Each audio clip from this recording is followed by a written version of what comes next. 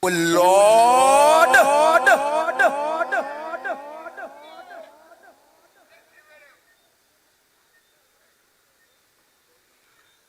Good night, ladies and gentlemen.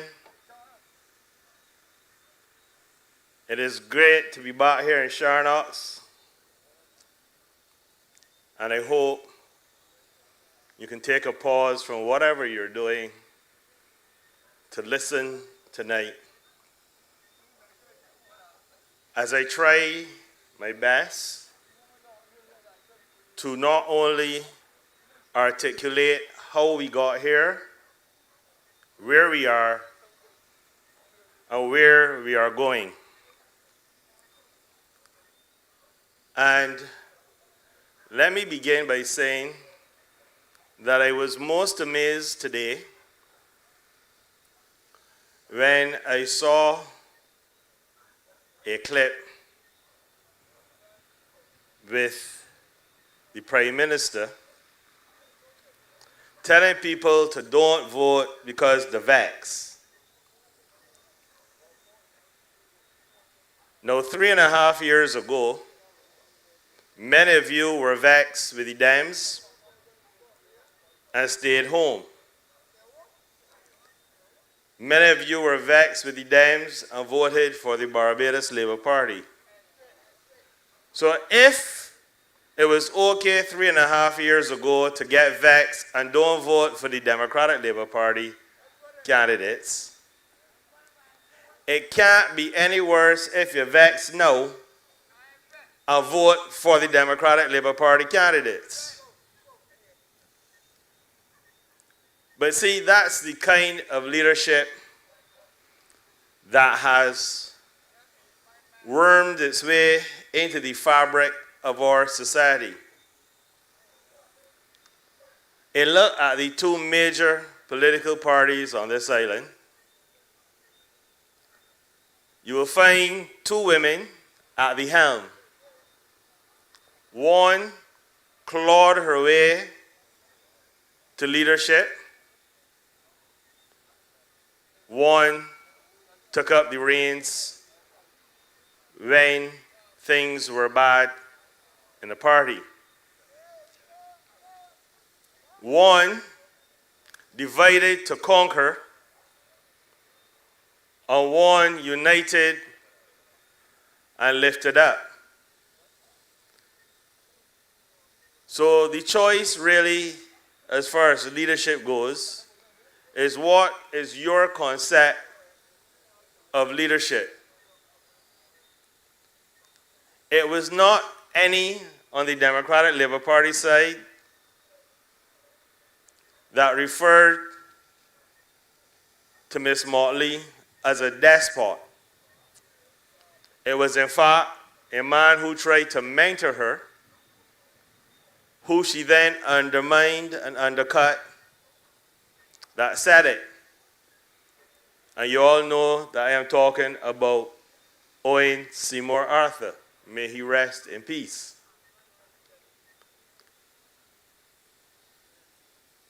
The thing that bothers me about this type of behavior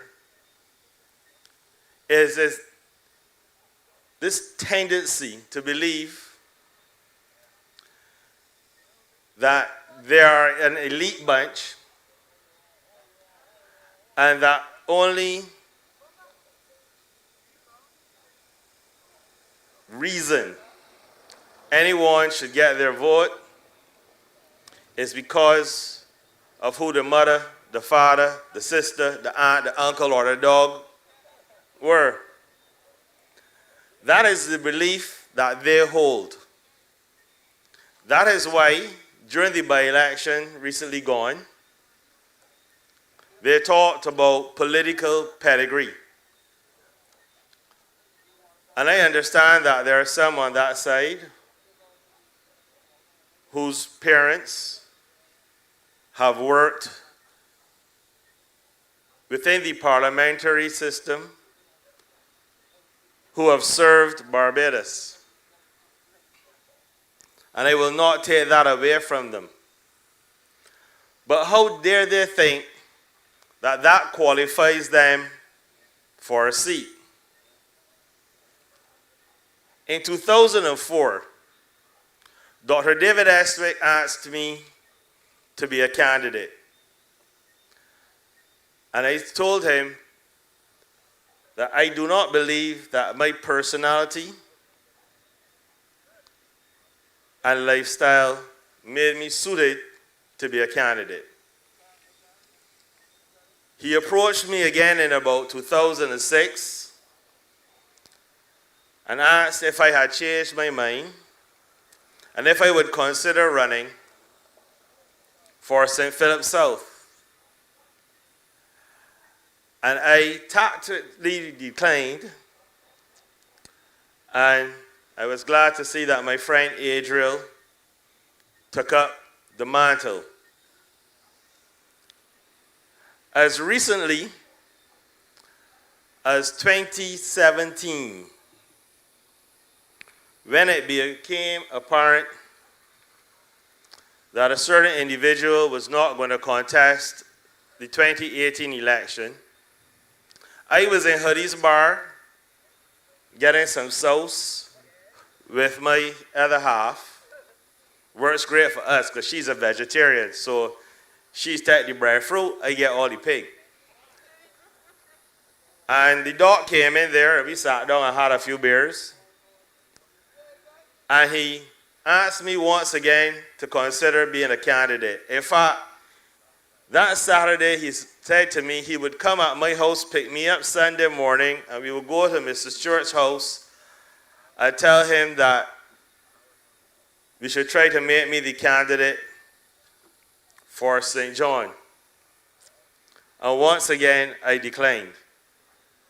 I declined not because I don't think that I could serve, but I just don't think that I am the person, that my personality, lifestyle, job demands, and so on, would have allowed me to serve in a way that I believe any constituency needed and needs to be served. And for those of you that don't know, none on that side have more political pedigree than me.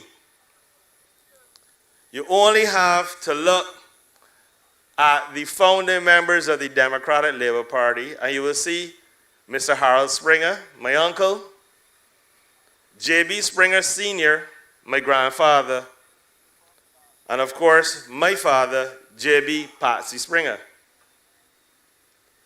And I didn't think because of that pedigree that warranted or qualified me to be a candidate or a representative for the people of any constituency, even if I could have won.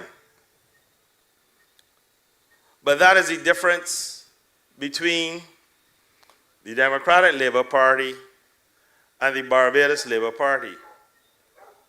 They believe that if your parents were not Mr. So-and-so, Dr. So-and-so, Mrs. So-and-so, that your place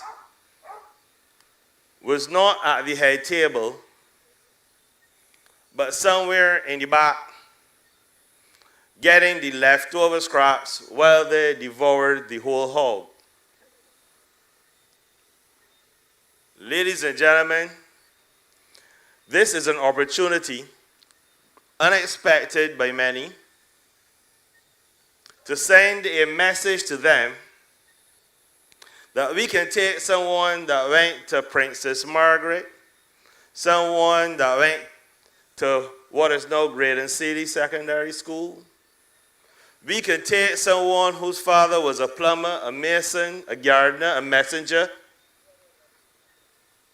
someone whose mother was a needle worker, a hawker. And once they have the education and the commitment that they can serve not only as a member of parliament, but even a minister.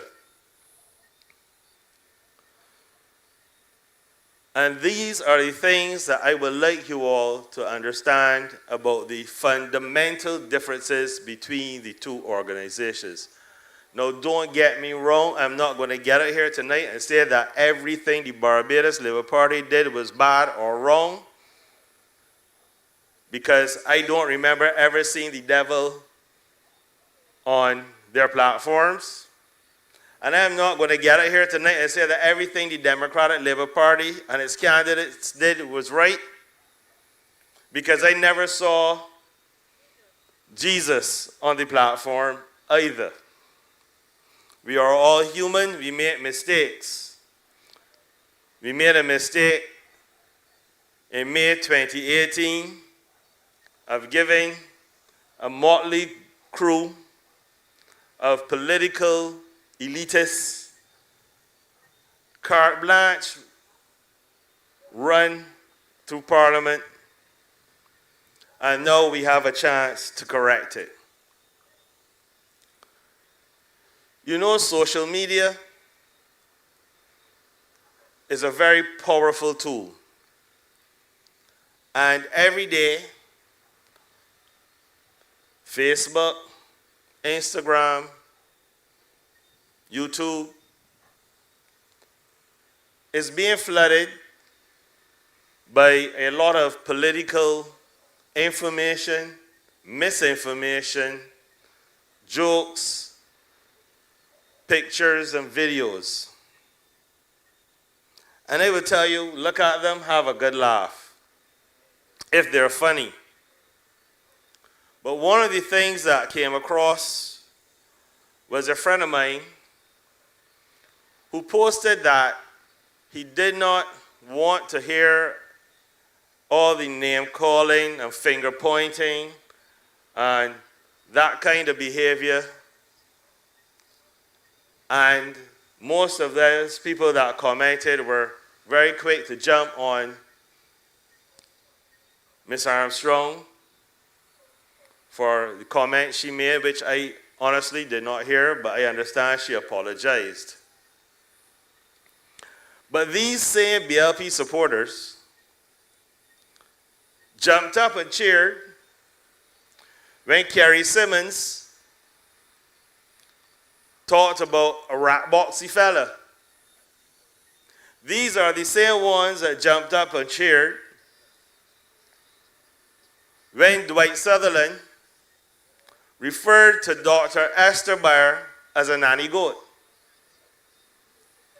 These are the same ones that jumped up and cheered when Miss Motley referred to Clyde Maskell, when he was a member of the Democratic Labour Party,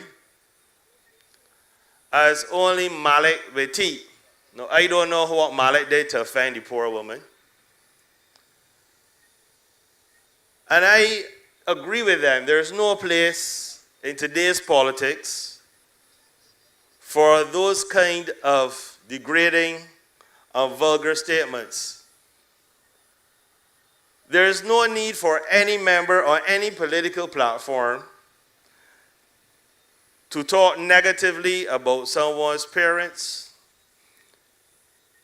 their children, their spouses, or anyone who has passed away. And I can distinctly remember how some people on the other side jumped up and cheered when Liz Thompson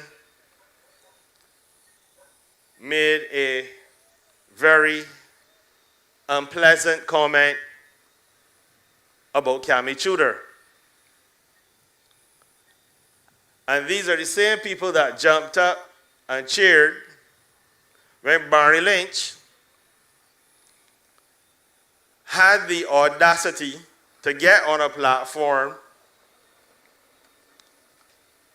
and say how he know David Thompson gone to hell and what a brute he was. and that kind of behavior. I do not subscribe to that behavior on any side. And I am going to ask Mr. Pisa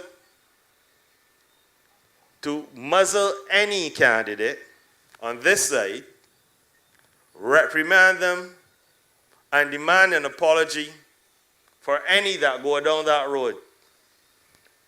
Because we are better than that. We deserve better than that. And the only way we will get better than that is if we demand it.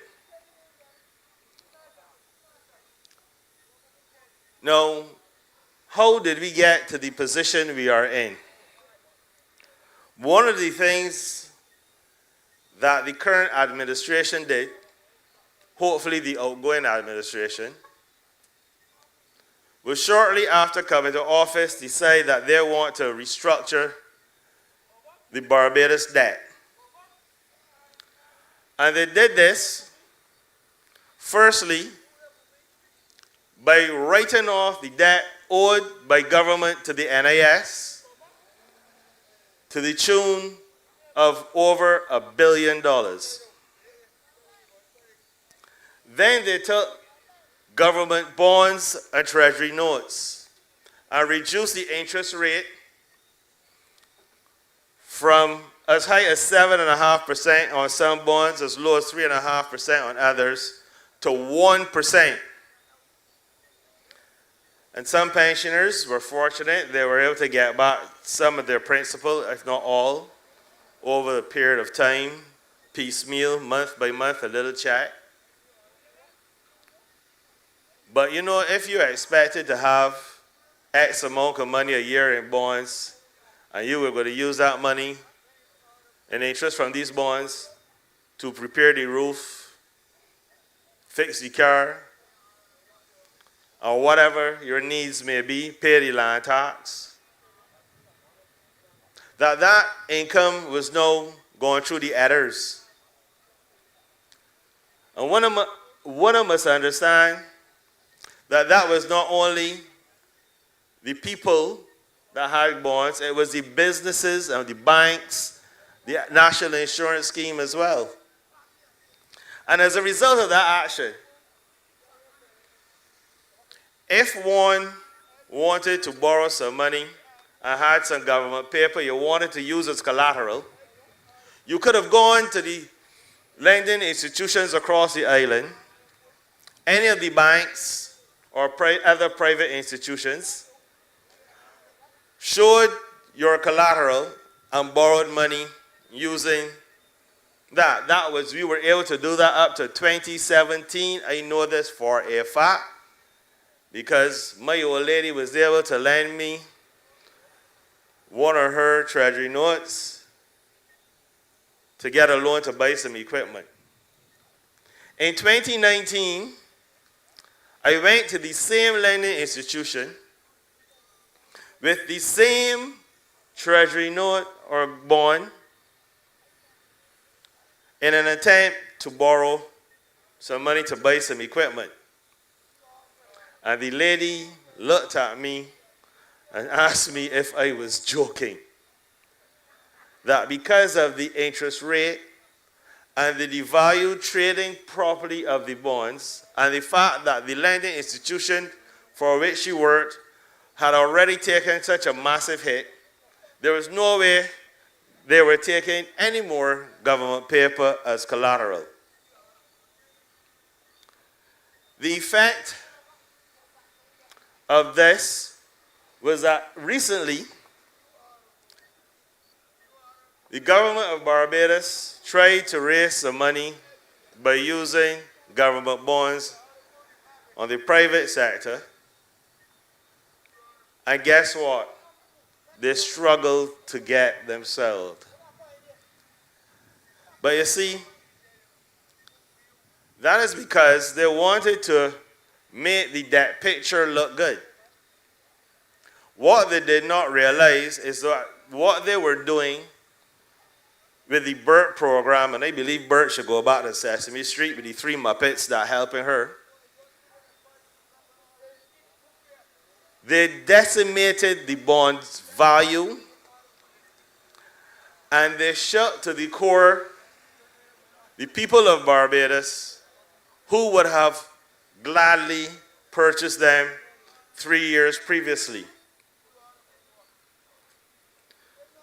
So in order now to compensate for that lack of borrowing on the local market, they turned to the foreign markets.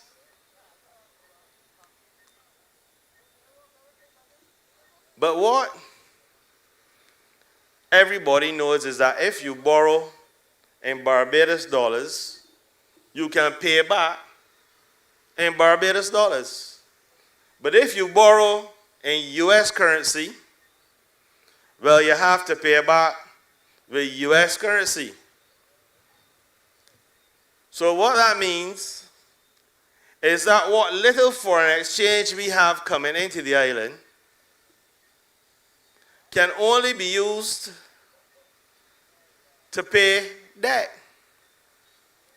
if they choose to pay. Because don't forget, the first time in the history of this island that the Barbados government defaulted on a loan was under the Motley administration. Through good times or bad.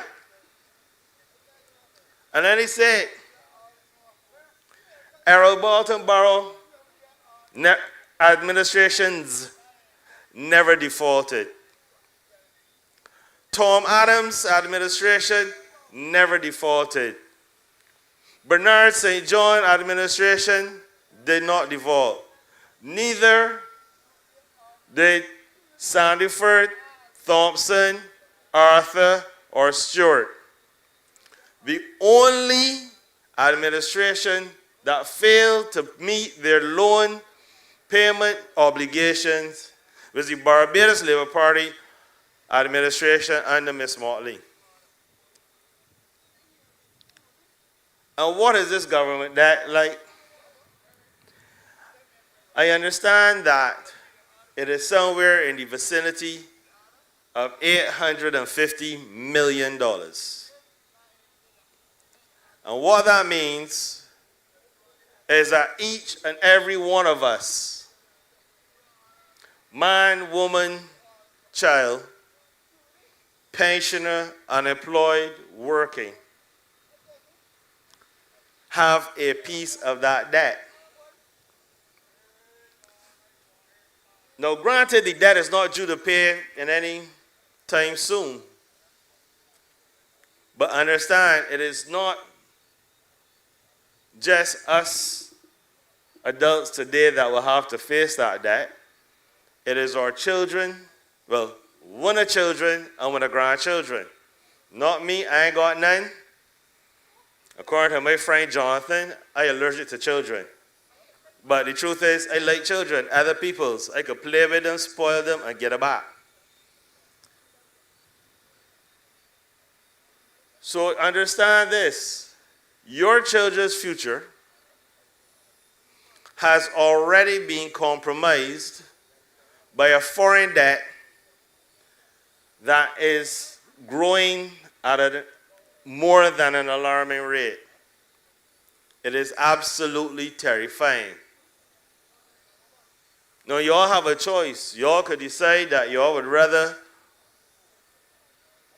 keep going along that path, and according to Ms. Motley, stay that course, stay the course. Or you all could decide to alter course and reorganize our debt so that our foreign debt is reduced, even if our local debt has to increase to compensate. I took some time this morning to read the IMF Consultation report on Barbados. I really tried, but unfortunately, I was unable to complete it because of the demands of work. But there were some alarming statements. And one of those statements is that we have to make some tough decisions. And one of the tough decisions we have to make is on January 19th, if we want to continue down the road that we are going, or we need to change course. And I want to highlight some things that I think we can do if we alter the course. I am the first to admit that tourism has served us well. And I will also be very quick to admit that the sugar industry historically has served us well. But I also recognize that we need a change in direction. And we always talk about, I hear about a green economy. But what is a green economy going to look like for Barbados? We see some starts. It started at the last administration with the solar farms and the solar panels, photovoltaic panels on the rooftops. But there has to be another step. And let me tell you, Barbados was once one of the leaders in using solar energy of some sort. Solar water heaters are made here, and we have done it for years. And I remember there was a gentleman at Barbados Community College that was pushing very hard for solar electric panels and so on, but then gas prices dropped and we kind of dropped the ball where that goes. But it's time now we pick it up. So what we're going to have going forward, I would love to see the day where more vehicles in Barbados are electric or hybrid vehicles. But for that to become a real feasible option, one of the things we have to do, and I will hope will happen in a very near future, will be to reduce the duties and VAT on electric vehicles and hybrid vehicles. We talk about a green economy. Now we all know that those vehicle batteries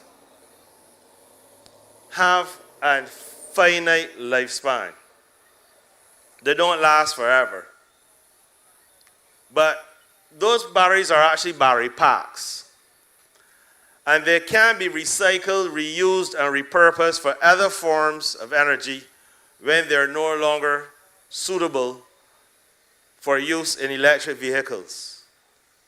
We have about 5 to 7 years from now that we'll start to import these electric vehicles to develop a plan and a plant which will, A, diversify the availability of the type of jobs available around the island, because obviously you're going to need to train technicians, the young men and women, to have these systems work more effectively and to put the systems in place so that we can use these batteries for other purposes when their lifespan for electric vehicles has come to an end. We talk about a green economy and a green culture. And we talk about the environment. And while a few weeks ago I was down Pebbles Beach and I ran into an old school friend who dives and is very involved in marine aquariums. And he told me that over the past few years, the reef on the south coast had started to die off. And he said he wondered if it had anything to do with how the Barbados Labour Party administration had chosen to deal with the sewage issue that had plagued the South Coast when the pipes burst. I remember what they did, they pumped it into the swamp and then send it out into the sea. Now, obviously, when you let that water out, that sewage out, you let out water, and it must have had an environmental impact on the swamp as well, because the salinity of the swamp depends on the flow of the tides in and out of the swamp. So when you are allowing more fresh water out and replenishing it with more salt water, obviously that would affect the swamp. But he wondered if that could be the cause of the death or the dying, the illness that is affecting the South Coast Reef. I can't say for a fact whether it is or isn't. I am not a marine biologist. But it's something that really bothered me, because even if you say, okay, put it in the swamp was a quick fix for a couple of weeks or months while we got down under the ground, under the road along the South Coast where the pipe was identified had been ruptured, and repaired it or replaced it somehow, it would make sense. But I can't see how damaging the largest wetland in Barbados could be environmentally sound. And that hurts me, because as a young man, I used to go in the swamp fishing. And now I drive by there and there's a sign, no fishing in the swamp. I don't even know if they got fish left in the swamp. And these are the questions you have to ask. Why is it that Ms. Motley could go to the conference about the environment, and yet we can't get answers about the effect of the sewage in the swamp and on the reef? And these are the questions we have to ask, because this is the future of Barbados. These are the things that will affect us. That reef protects the South Coast. And if that reef goes, it will only be a matter of time before the South Coast follows. Ladies and gentlemen, we are at a crossroads. We are at the point where we have to decide if our future is going to be one filled with foreign debt and environmental disasters, or is it going to be one where we manage our own affairs and protect Barbados, not only its people, but all of Barbados, including the reefs. And before I go, because I do have to get down to St. Michael, a homecoming of sorts, to Paddock Road, I want to leave you with this sobering and hopefully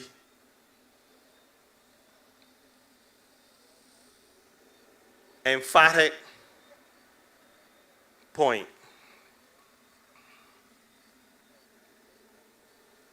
We have a future ahead of us that may have some bumps in it.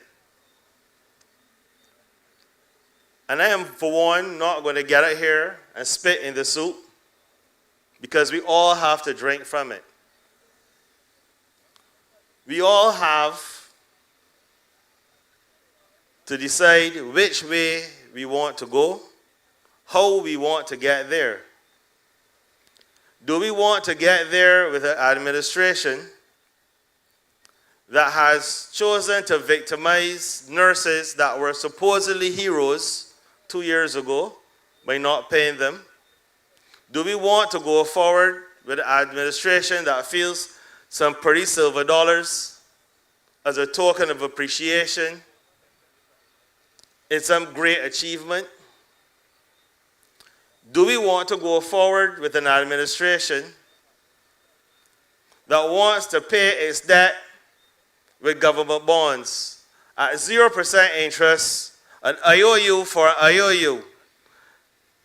Do we want to go forward with an administration led by someone who is busy parading on the international stage while we were unable to get a budget for 2021? Ladies and gentlemen, the choice is yours.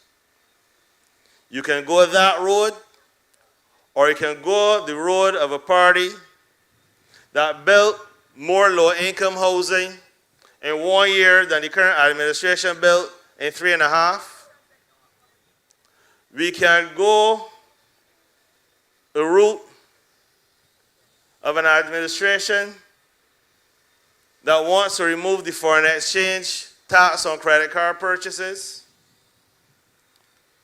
We can go the route of an administration led by people like Verla de Pisa, Michael Lashley, Andrea Worrell, Richard Seeley, and of course, the right pick, Dr. David Estwick.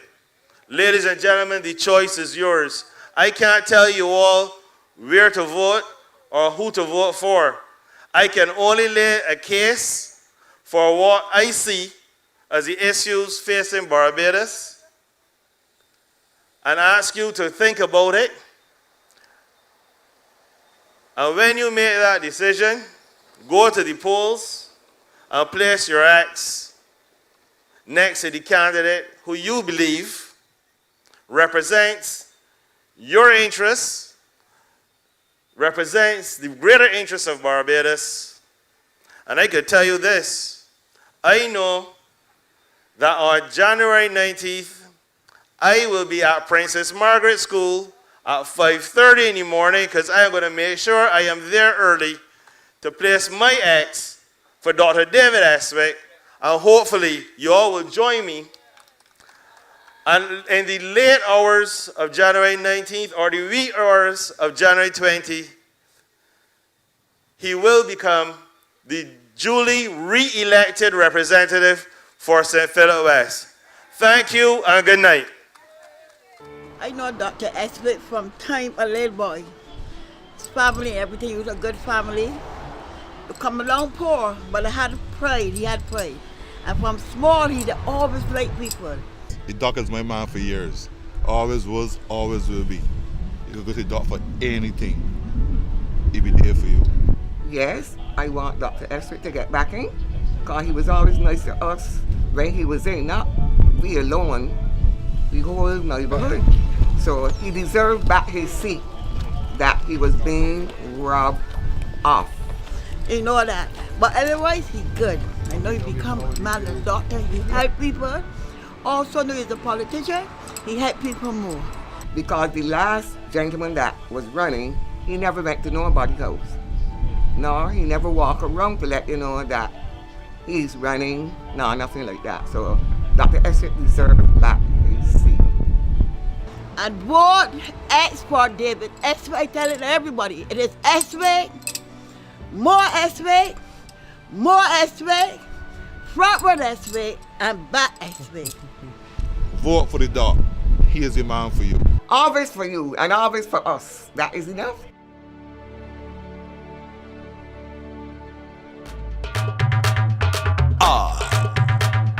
Biggity.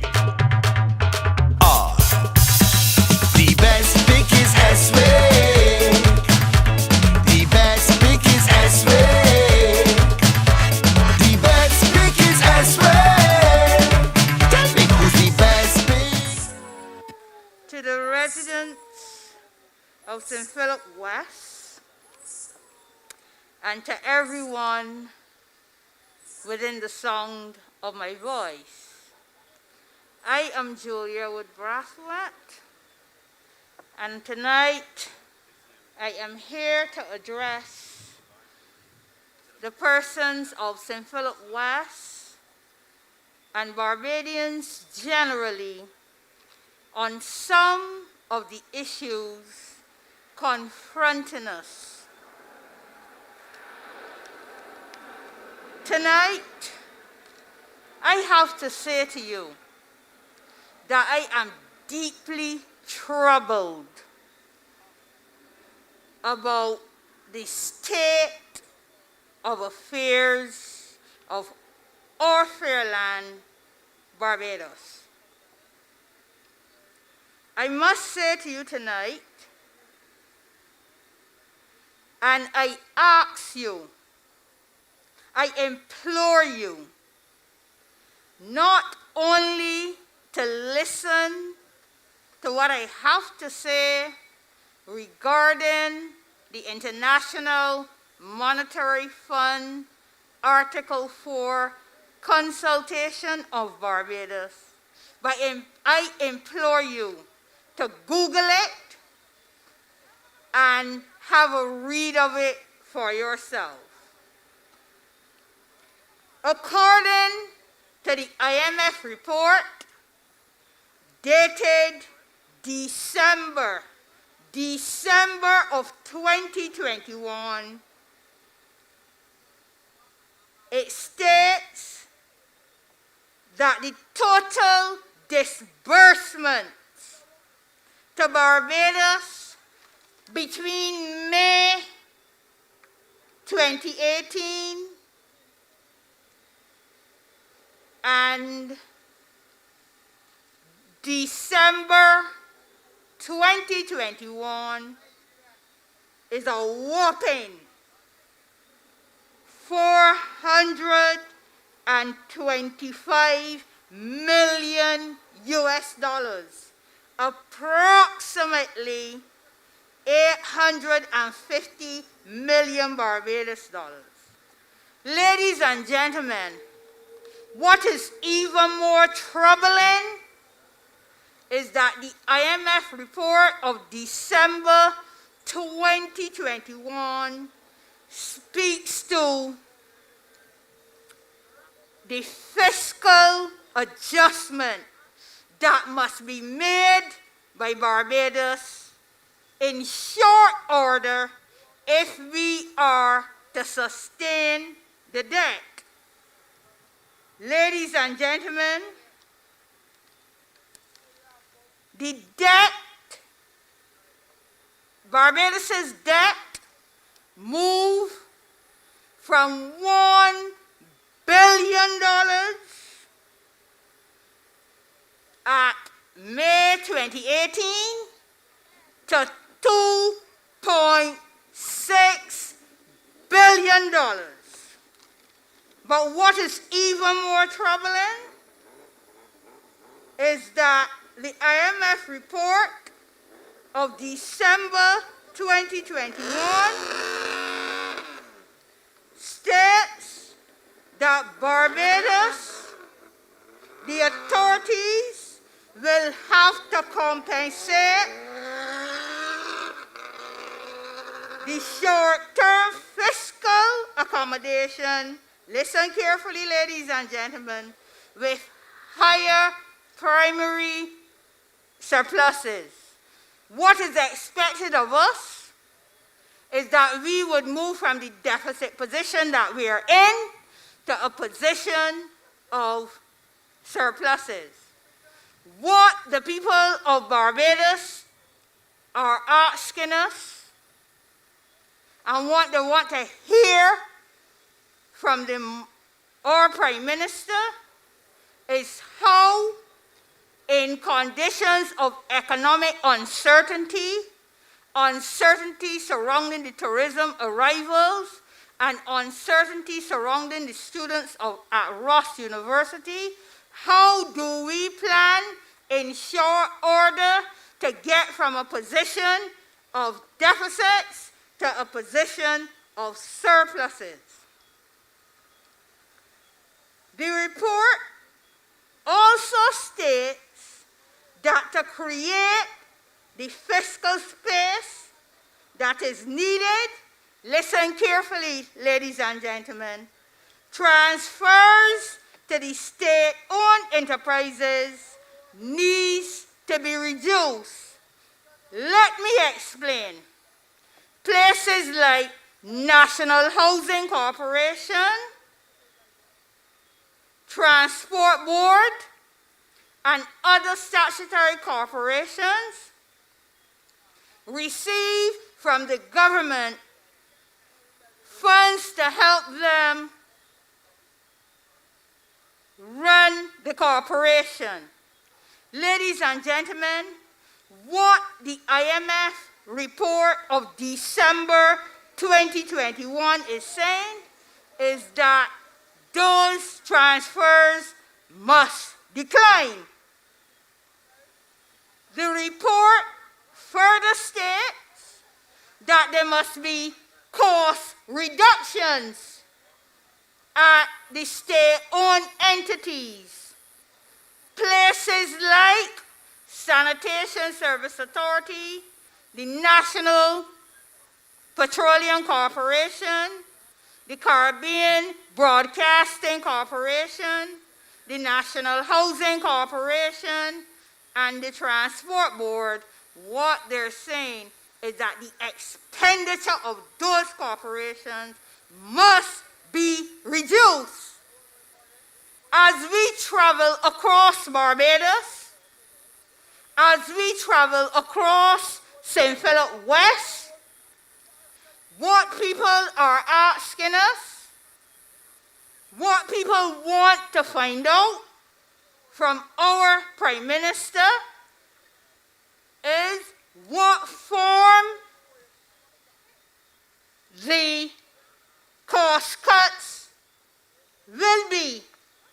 They want to know whether or not there will be cuts in persons' salaries or whether there will be cuts in the number of persons working in those corporations. The IMF report of December 2021 also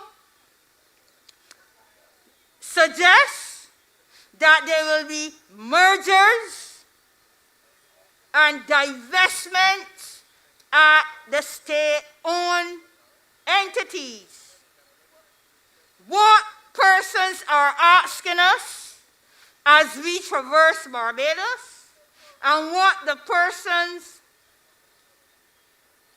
in places like Brighton, Charnocks, St. Patrick's, Lowlands, and the wider constituents of St. Philip West, what they're asking us is to find out from the Prime Minister. The people in Barbados generally want to know which corporations are going to be merged to satisfy the conditions required by the IMF. Ladies and gentlemen,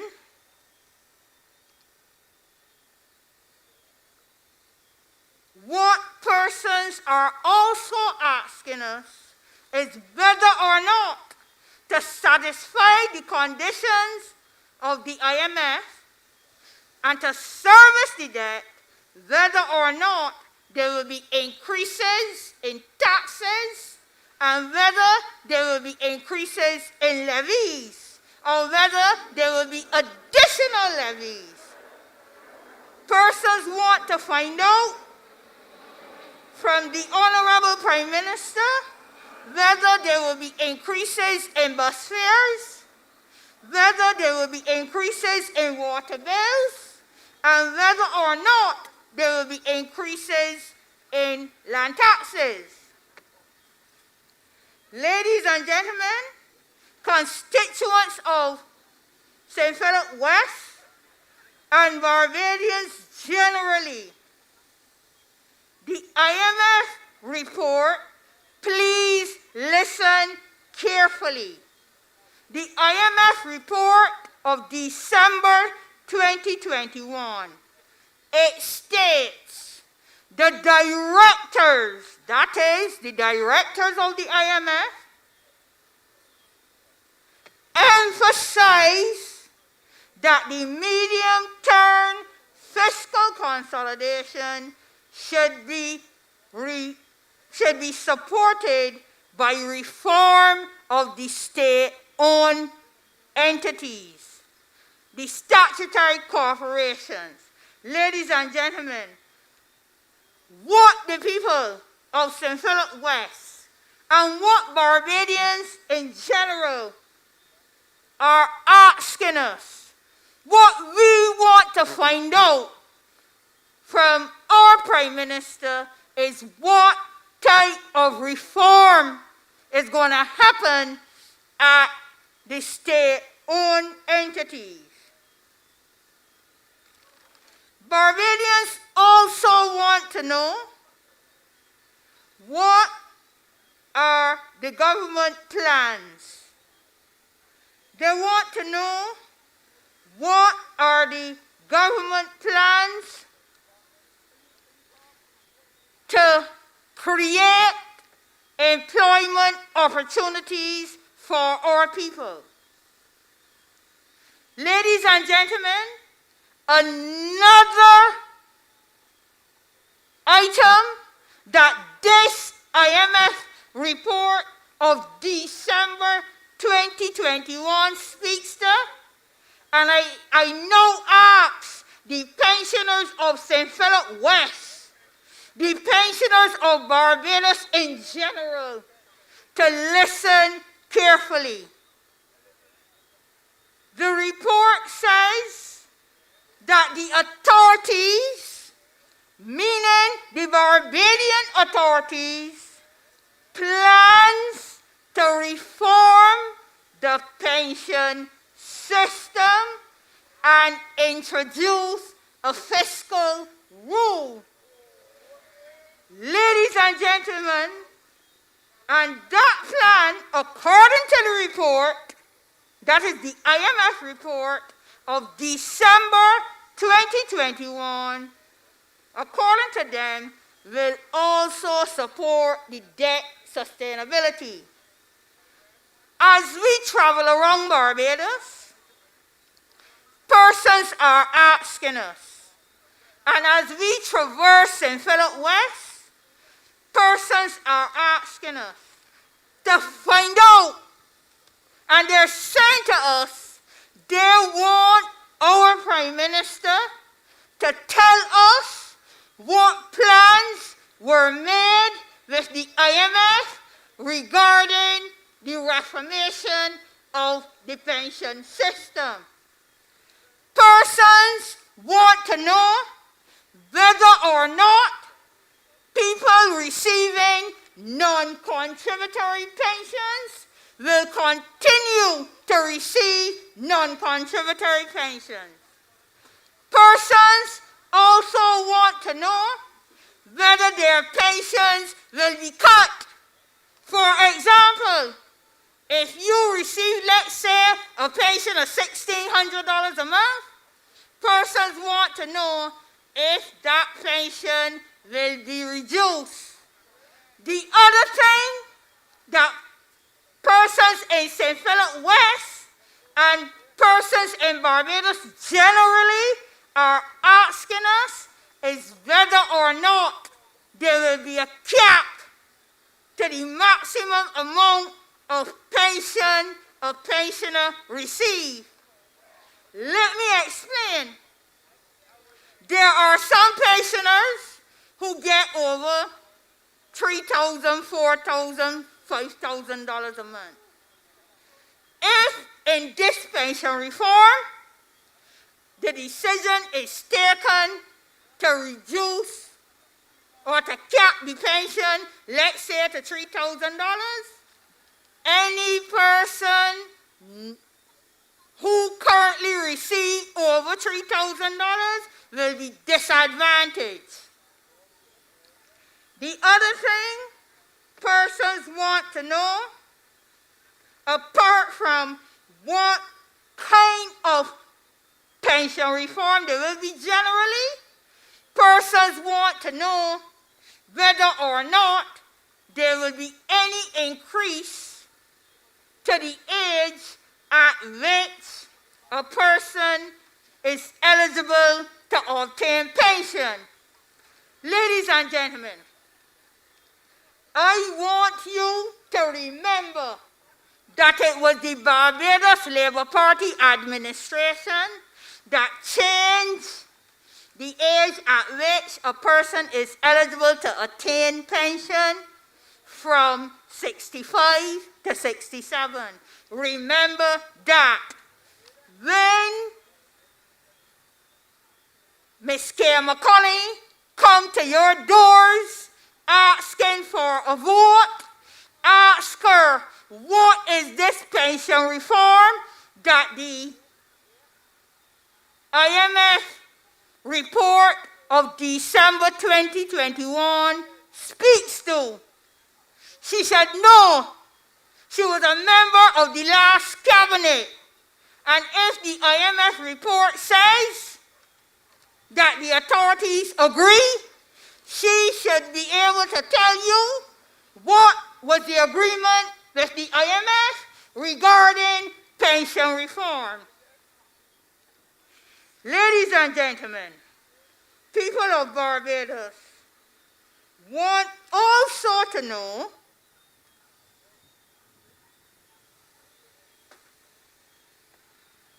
what they're also saying to us is that despite the revamping of the NSRL, despite the reduction in corporation taxes, despite the waivers to the PAYE, the VAT, and whatever else the Motley Crew waive, persons are saying to us that since 2018, May of 2018, they are now experiencing more hardship than they experienced before May of 2018. As we all know, the prices in the supermarket killing you. Apart from that, a tin of corned beef, as the gentleman just told me, in some supermarkets for $7.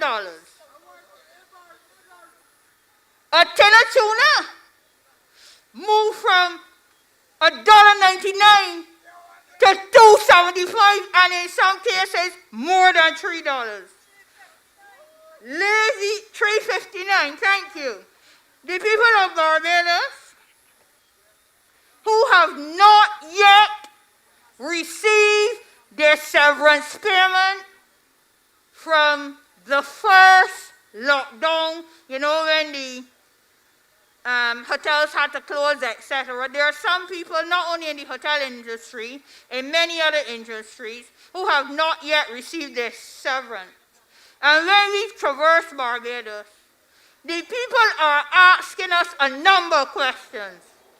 They're asking us whether they're going to receive the severance at all. They're asking us whether they're going to get bonds that ain't got non-interest bearing bonds that don't pay any interest in exchange for the payment of severance. Or they're also asking us whether or not they're going to get cash as the severance payment. The people of St. Philip West and Barbados generally, they're saying to us that they want to know the answers to these questions before January 19, 2022. I say to you, Ms. Kay McConney sat in the cabinet of Barbados.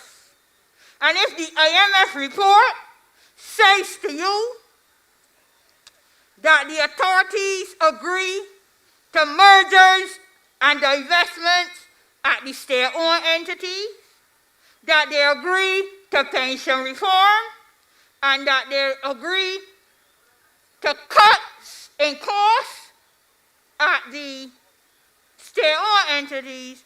When she comes to your door knocking, asking for a vote, or asking through social media as a former cabinet minister.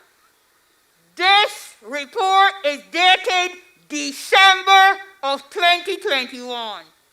The elections were called in December of 2021.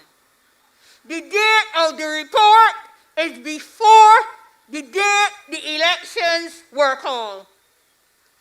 Ms. McConney must know, as part of the authorities, what the plans are.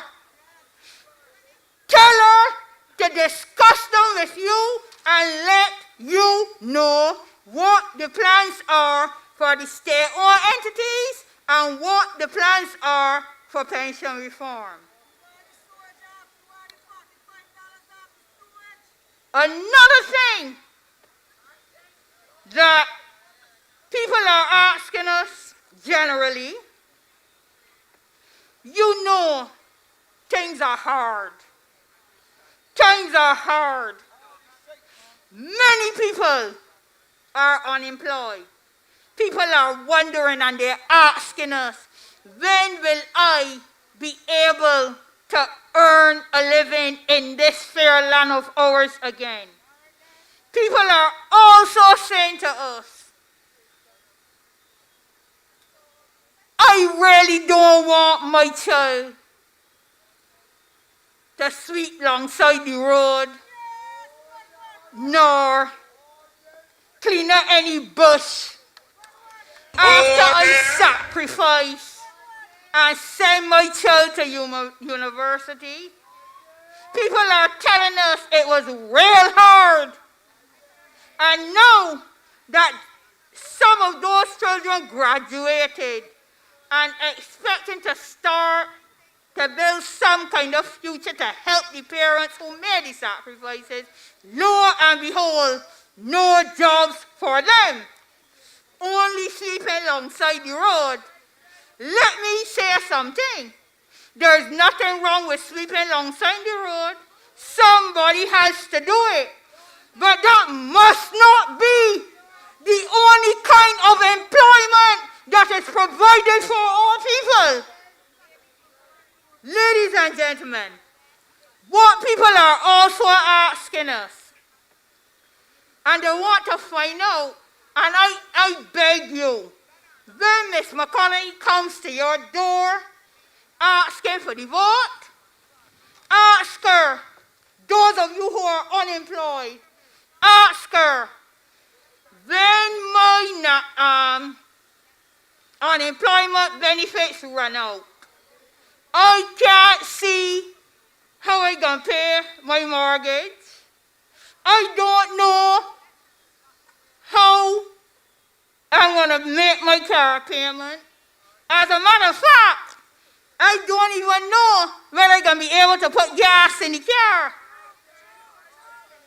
And most importantly, I have no idea when the unemployment benefits done, how I am going to put food on my table. Right now, it's real hard putting food on my table with the unemployment benefit. So tell me, what are your plans for me to find a job? Lord! People are also saying to us, not only that they want the opportunity to earn a living, but they're saying that given the economic climate in the country, given the uncertainty which surrounds tourism, and the marketplace in general, the persons are saying to us, tell us, what are your plans, Ms. McConney? What are your party's plans for dealing with the unemployed issues. Issues like increase in robberies. Issues like homicide. Miss Mortley and Miss McConney, please tell us, what are your plans to deal with domestic violence and other aspects of criminality? Ladies and gentlemen, you would recall that when the Barbados Labour Party was in opposition, they were up and down Barbados calling for the resignation of the then Attorney General, Adriel Brathwaite. And what is more is that not a word out of this administration about the crime situation and how they plan to tackle it after they became the government of the day. Ladies and gentlemen, I say to you tonight that another thing that people are asking us when we traverse Barbados and when we traverse St. Philip West is whether or not we are going to be paid in by non-interest bearing bonds for our lands that were compulsorily acquired many years ago, in some cases 25 and 30 years. Not a cent some people have received, and now to hear that the possibility might exist that they ain't gonna get cash, that they're gonna get bonds, non-interest bearing bonds. Ladies and gentlemen, if the owners or the former owners of those lands still hold title to those lands, those former owners would not only be able to leave the land for the children, if they need money to send the children to university, to fix the house, to do whatever, they would have been able to sell the lands. But what happened? A government says, I want your property for national development. Ain't pay you for years, and now to hear that you might be getting non-interest bearing bonds. Ladies and gentlemen, another thing that persons in St. Philip West and persons in Barbados in general are asking us is, why would any caring government want to pay the persons who supplied goods and services and gave them their lands with non-interest bearing bonds? Let me explain something. In law, if I borrow $10 from you and I contract to pay you back $10 5 years from now without paying you any interest, though in law there will be no breach of the contract, in finance you would have been disadvantaged. For me to give you the same $10 that I borrow from you without any interest, you know that $10 today does not have the same value as $10 5 years from now. In fact, because of the principle called the net present value in finance, you would actually be receiving less money than you gave to me when I borrowed your money? What kind of caring government would even contemplate such policies, ladies and gentlemen? I say to you tonight, ladies and gentlemen, that another thing that persons are asking us is how it is that our government, this Barbados Labour Party administration, could find it possible to import houses from outside of Barbados,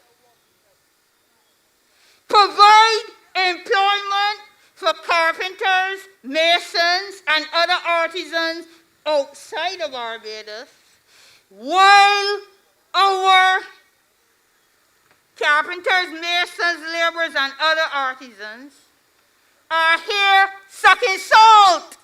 They're either unemployed or underemployed.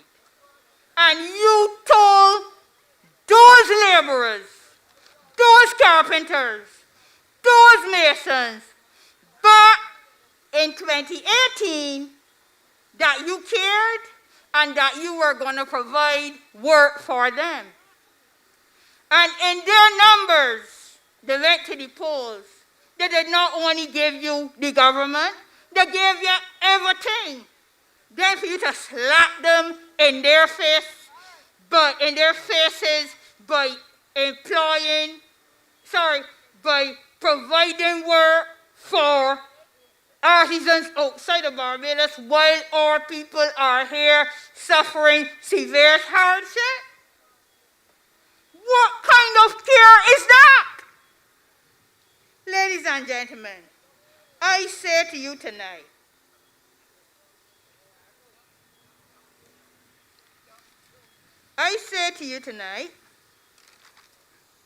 that another thing that persons are asking is why would our Prime Minister want all 30 seats? Why would she not want any opposition?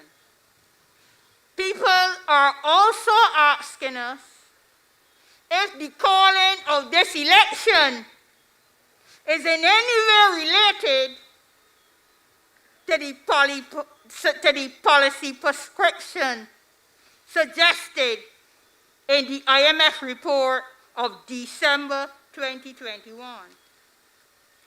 People are also asking us why it is that when in opposition, the Barbados Labour Party said to the persons of Barbados that the Friendel Short's cabinet of 16 or 17 was too large a cabinet for a country the size of Barbados.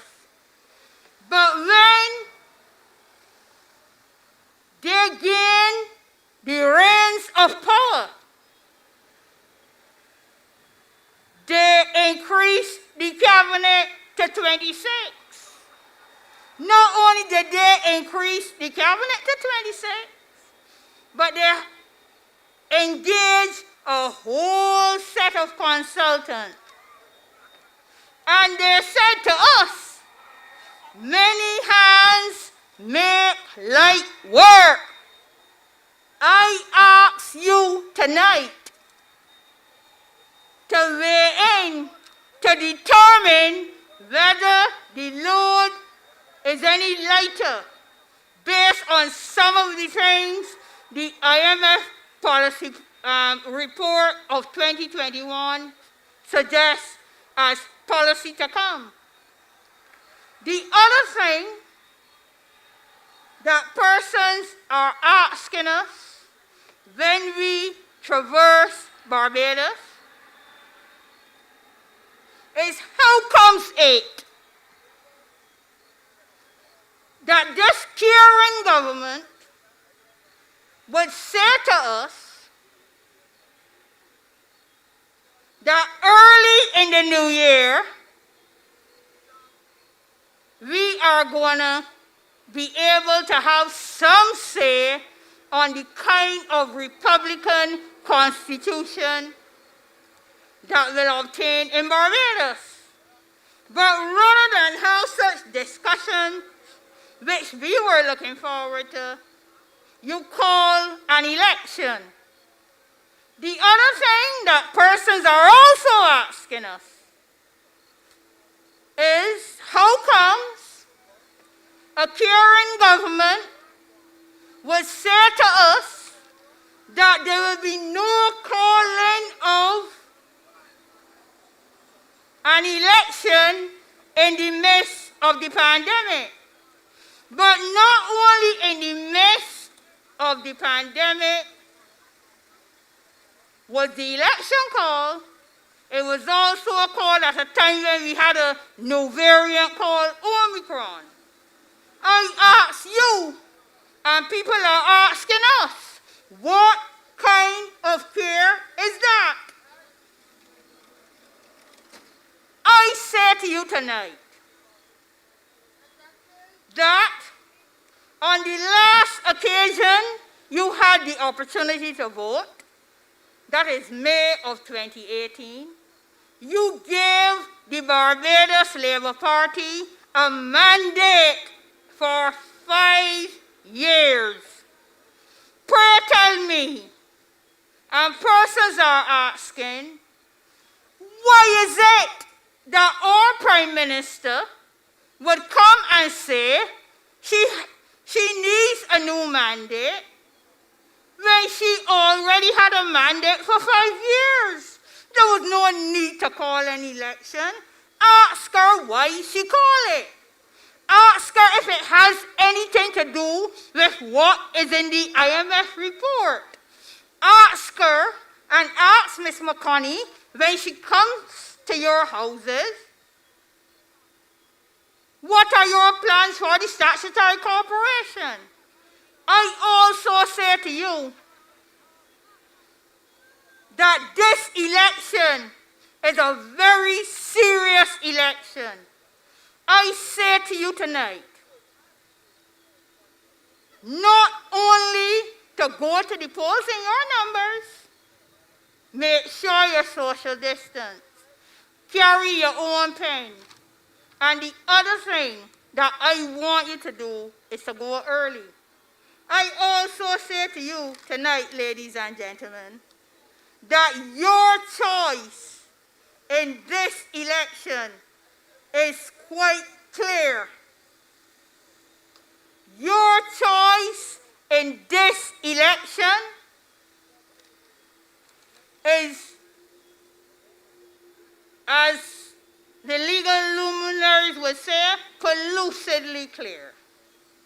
I say to you tonight that when you go to the polls on the 19th of January, not only to go early, but you have a person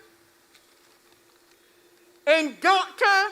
David Ellis. That is you, the people of St. Philip West, have a person in Dr. David Eslick, who is dependable. He is reliable. He is understanding. He is knowledgeable. He is dynamic. He is empathetic. He is loving. He knows your struggles. He understands your struggles. He is there for you through thick and thin. Ladies and gentlemen, I want you to compare the kind of representation that Dr. David Eslick gave to you between 2003 and 2018. And I want you to compare it to the kind of representation the Barbados Labour Party gave to you after May 2018, I say to you, there is no comparison. You know what Dr. Eswick did between 2003 and 2018. Your choice is clear, ladies and gentlemen. Go to the polls. Go early. Between 6 a.m. and 6 p.m., vote for Dr. David Eswick. Vote for the candidates of the Democratic Labour Party. And I further say to you, do not let anybody think that a low turnout gonna favor them because you are staying home. That is what they're hoping for. Go early, go in your numbered, and Dr. David Eswick,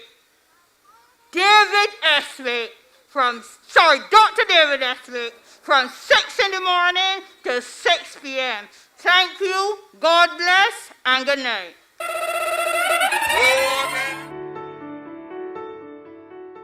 David Eswick, he was always my representative, and he will be my representative until he says different. Yeah, I know David Eswick to be a very good man.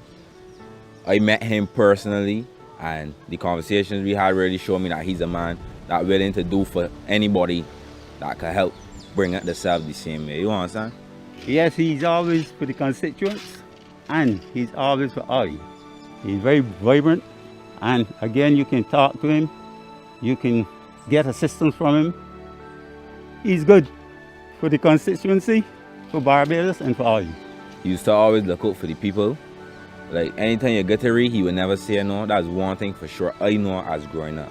His energy is just a vibe, and I will always vote for you, though. And it's always for you, David, always. I know David for a long time, man. David always around every shop corner, Breton, Sunbury, even Six Rose, Ebenezer. I never left you out.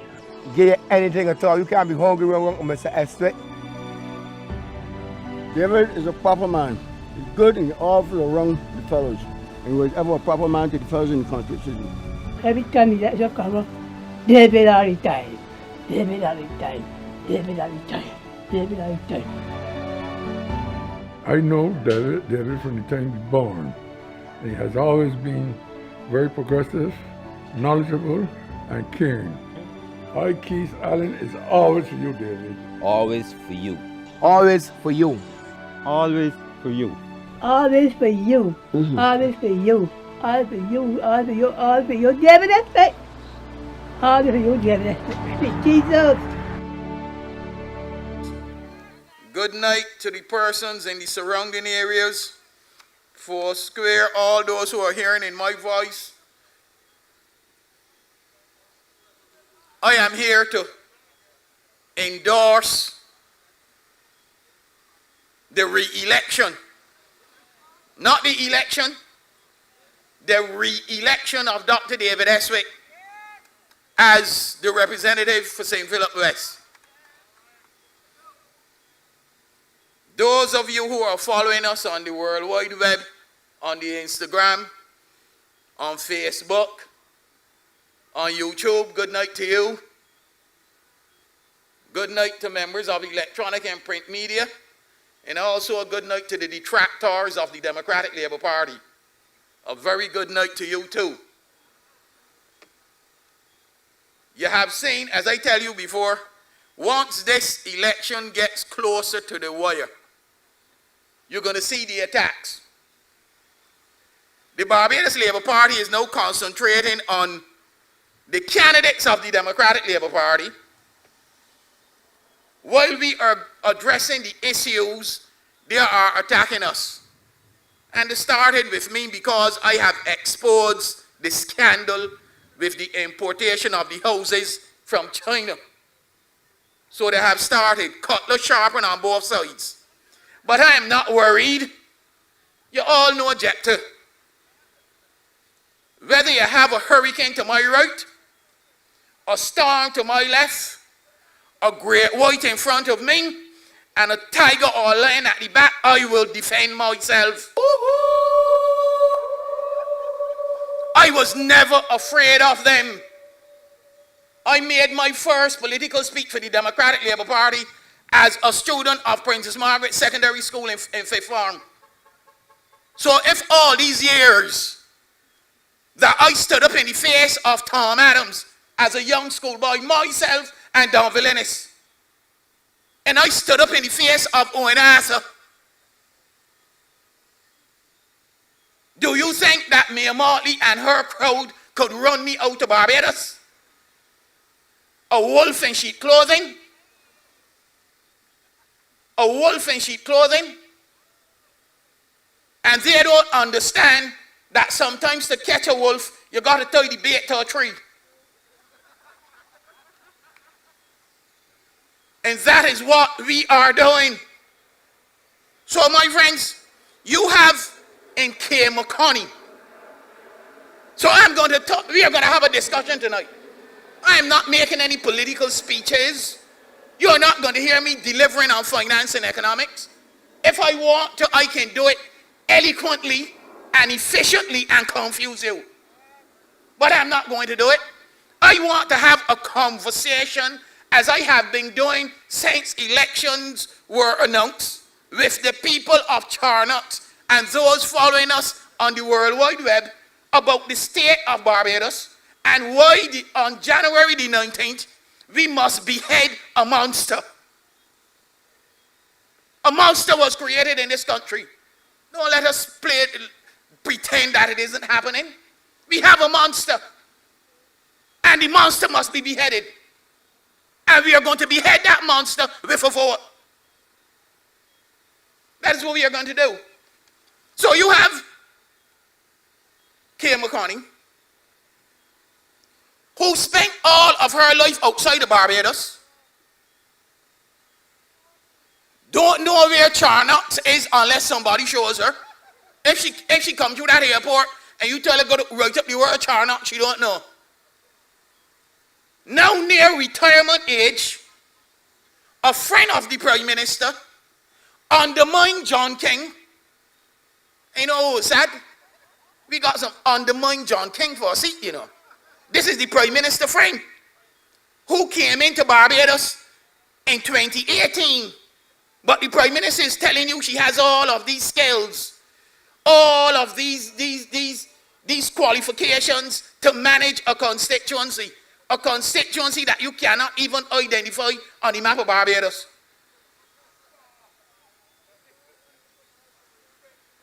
And you can imagine that while John King, and you know what bothered me? John King is my friend for years. We grew up together. We grew up together. He sang at my wedding and everything like that. But you know what bothered me? Is when John King was in Parliament and he knew, because we told him, there ain't nothing to hide. He grew up with us and we told him, John, what nonsense is going on around you? John in Parliament delivering speeches on the behalf of Barbados, as well as a representative for St. Philip West. And you have a Prime Minister, was he in Parliament talking, driving around St. Philip West, introducing K. McConney as the next representative. You can imagine, and they're eating black pudding and sauce and pickled sea cat. Run it, run it, run it, run it. And he in Parliament was there walking around saying she is the next representative. He in Parliament talking and undermine him. And not only undermine him, but to cut his throat and to pull his tongue out and tie his testicles. Come on, people. I want you to think. So that is what this voting on January the 19th is also about. And after they tied John King testicles and removed his testicles with a dull razor,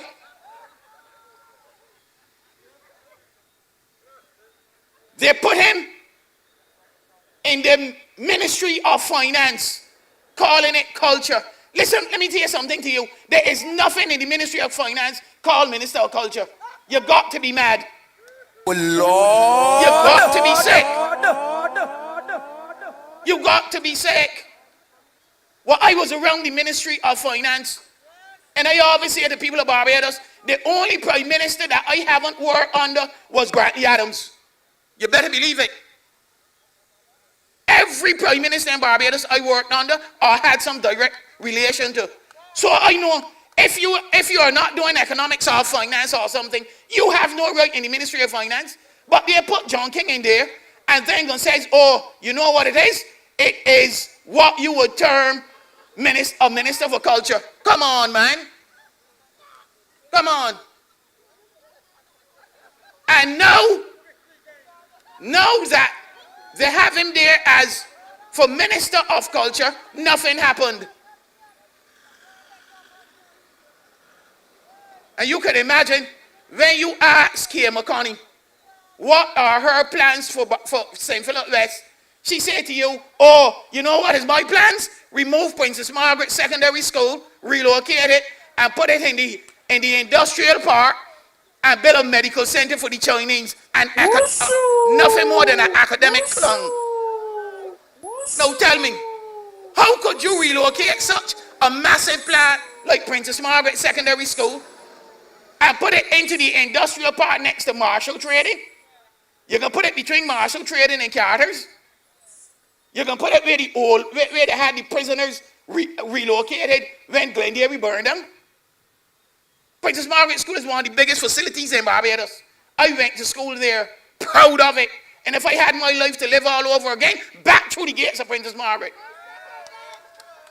And you're going to have a potential waste of time as a candidate saying she is going to relocate one of her missions, relocate Princess Margaret Secondary School, place it in the industrial park. Where are you going to put the pasture? Princess Margaret have one of the biggest pastures among secondary schools. Come on. As I call you, an academic clown. So people, I want you to think. I want you to think. Because I made a statement in this country about those houses from China. You all saw the statement in the paper. And I said it was a scandal waiting to happen. And none of them came after me. You know why? If I was incorrect, they would have sharpened the cutlass from both sides. And from the first meeting, they would have come after my head. Did you see the pictures of the house that gone up? Not only small, you know, I said the specifications were incorrect. And the reason why I said the specifications were incorrect is that those houses, and I want the Minister of Housing to come and say to me, you're wrong, you get all that Charnocks and talk nonsense. Don't you know those houses are chick wood and plywood? You see that color? What they are going to do, listen, that is a disaster waiting to happen. And we pay $22 million. I want them to come and tell me that I'm wrong. $22 million to put Barbadians in those houses. We pay $22 million. I want them to go up there and look at it. Go up in 6 rows where they open it, because the minister says that he is going to open the containers in 3 weeks after the houses arrive. And when you look at those houses, tell me, people, I want the people of Charnocks. I want the people of Charnocks. Give Dr. David Eswick an applause. Now arriving. Next representative for St. Philip West.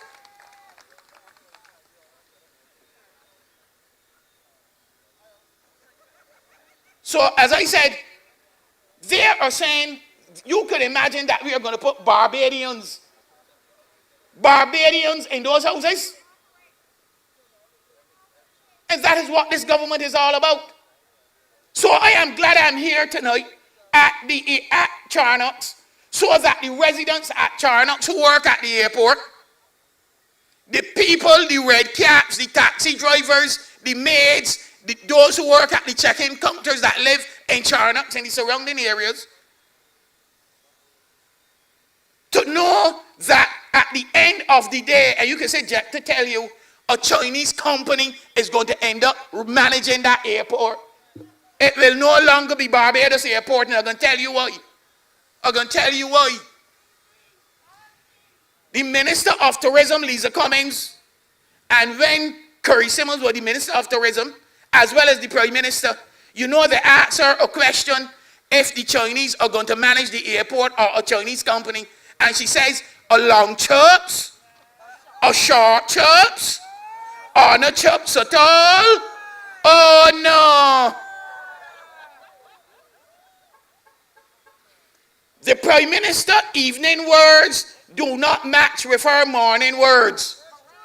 Come on, we have seen too much examples of that. This is the same Prime Minister who said a couple months ago that she was not going to call an election in the midst of COVID after the St. George by-election. She said that, and now we are in an election with the numbers of COVID heading in the wrong direction. The last 2 days we have had over 500. Over 550 last 2 days, my friends. So they are entering what you call a private sector partnership. All of the fancy term that you hear, a PPP, is that they are going to get a company to manage the airport. Now, the airport is what you call a special purpose facility. The airport, I'm going to repeat it, is a special purpose facility. That's why I said we can have a conversation. And I'm going to be simple. When you talk about a special purpose facility, it means that no matter what, it would never be empty. People got to use the airport. A country must have an airport and a seaport. People are going to be coming in and coming out all the time. So no matter what nobody say, you're going to have it. They are going to go and borrow $150 million from a company or a country to manage the airport. But you know, in simple language, I am going to tell you, when you borrow $150 million, you have to pay it back. So even if you borrow, let's see, if I made it simple, 20 years. No thing. $150 million US dollars is 300 million Barbados dollars. Multiply the 150 by 2. I ain't going into the decimal and confuse you. 150 by 2 is what? 300. 150 and 150 is 300. Don't you know that the interest on that money alone, when you convert 300 million Barbados dollars, is $94,030,384? I bring it down to the cents. So at the end of, even if you put it 20 years, tell me how on earth a government is going to repay $394 million, and we can't even find $250 to pay the frontline workers who are the frontline of COVID. You can't find $250, but you're going to find money to pay $394 million at the end of a lease. It means that the airport gone. The lot of pretty talk about, oh, you hear the ads on GIS? You heard the ads telling you about it still belong to us? You hear every week they put in the ads out, a PPP, but it belonged to us. My friends, tell me how you're going to purchase or buy out the lease. That's all it is. So you rent out the airport to a foreign company for money, prostitute the souls of Barbadians, because that's what it is. Prostitute my children, prostitute my grandchildren, sell the souls of my grandparents, cause my foreparents to rise from the dead, and now you're telling me about getting it back, it belongs to Barbados. Utter nonsense. Utter nonsense, my friend. Re-elect them, and they are going to give 50,000 small homes. You hear the nonsense that again? 50,000 small homes, solar panels. There's a small house in Barbados. I want to know, show me the small house in Barbados. A small house in Barbados is $250,000. Huh? And the small house, as you said, the Chinese one that deliver. And they are telling you, if you re-elect me, I am going to put solar panels and I am going to repair the roads. This is the same government, the same Prime Minister, who said that she was going to give 5,000 house lots to the young people when she was elected. You remember that? And at $4 a square foot, show me the house lot and show me the $4 a square foot, and I would take you down to Lexi's and show you Jesus and his disciples doing like that. Saying, come on, man. Come on, people. That's why I said we're going to have a conversation. We're going to have a conversation. You are paying $45 a month. We got to remember these things. You are paying $45 a month for sewage, a sewage system that you don't use. You use it? No. So we supporting the big hoteliers on the South Coast and the West Coast. They are now saying that they're going to build 10,000 houses in 5 years. Well, that's 2,000 houses a year. If the Barbados Labour Party could not build 50 houses in 3 years, come on, how you going to build 2,000 houses a year in 5 years? Who you fooling? But the problem with them is that they're so accustomed to lying to the people of Barbados that they get up every morning and decide what lie we are going to tell the people of Barbados to make them believe that we're doing the right things. That is what it is. What lies are we going to tell?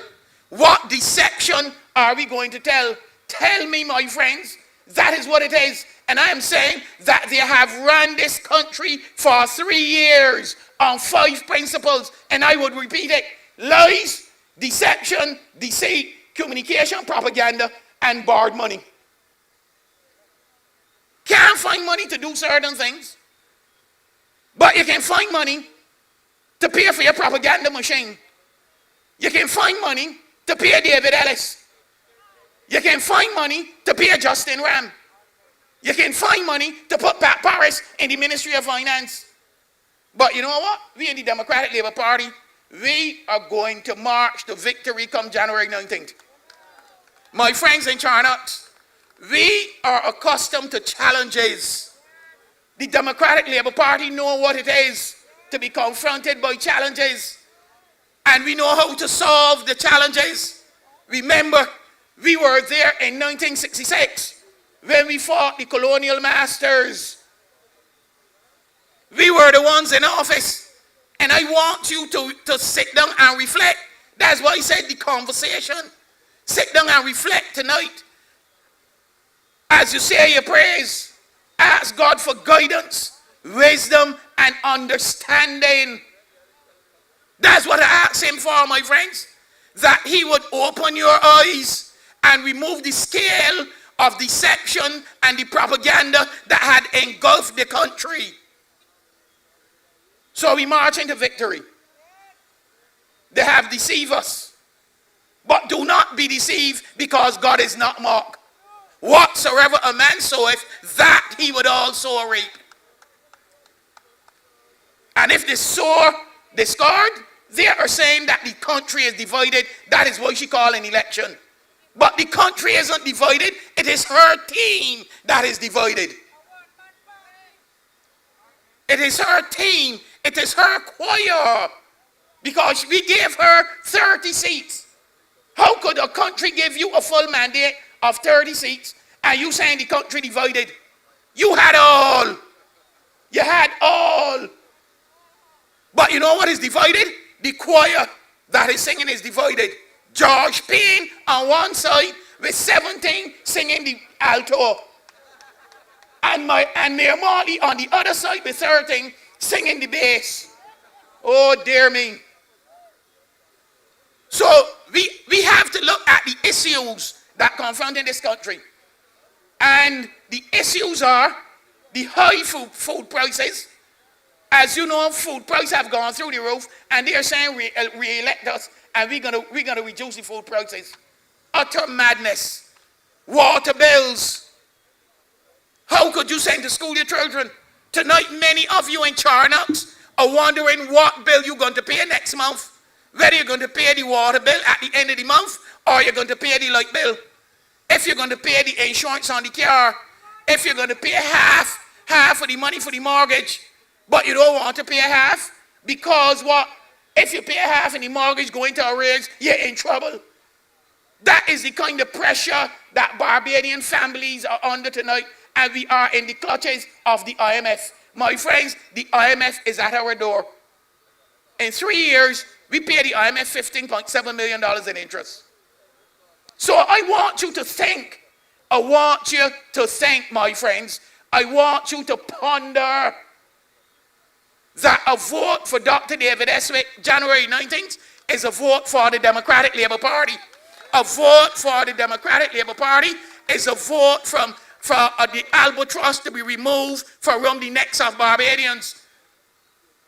That is what it is.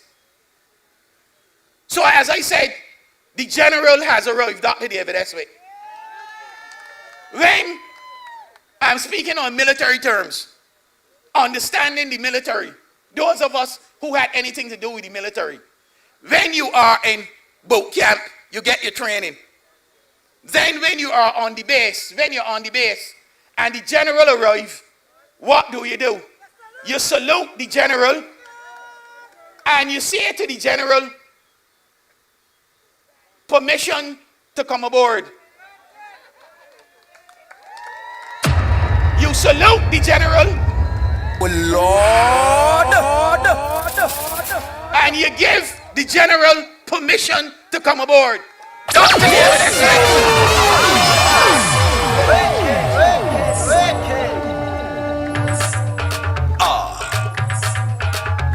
My long-time friend, my comrade, The best pick is Eswick.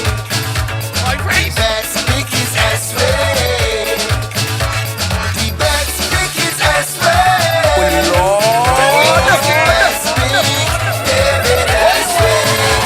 Make way for the people's job. The only ones in Philip West want. Tell me who's the best pick, David Eswick. Send Philip people know this is true. Eswick always for you. Tell me who's the best pick, David Eswick. In transport and water, agriculture, economic affairs. He helped build this nation for years. He sweat yellow and blue. Eswick always for you. So F-U-C-K, tell she I say, the best pick is Eswick. The best pick is Eswick. The best pick is Eswick. Tell me who's the best pick, David Eswick. Tell me who's the best pick, David Eswick. Who say Philip Eswick, David Eswick. Oh Lord.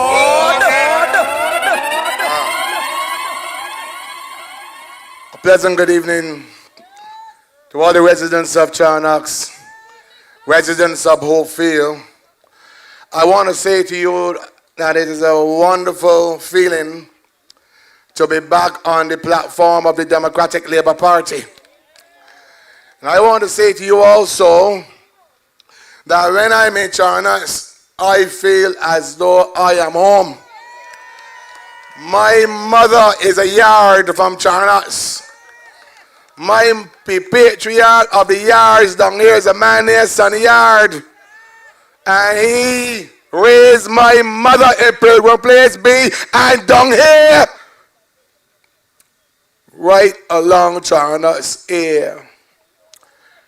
And I therefore feel a special bond to Charnocks. And as a result, I am going to say to you that because of that special bond that I feel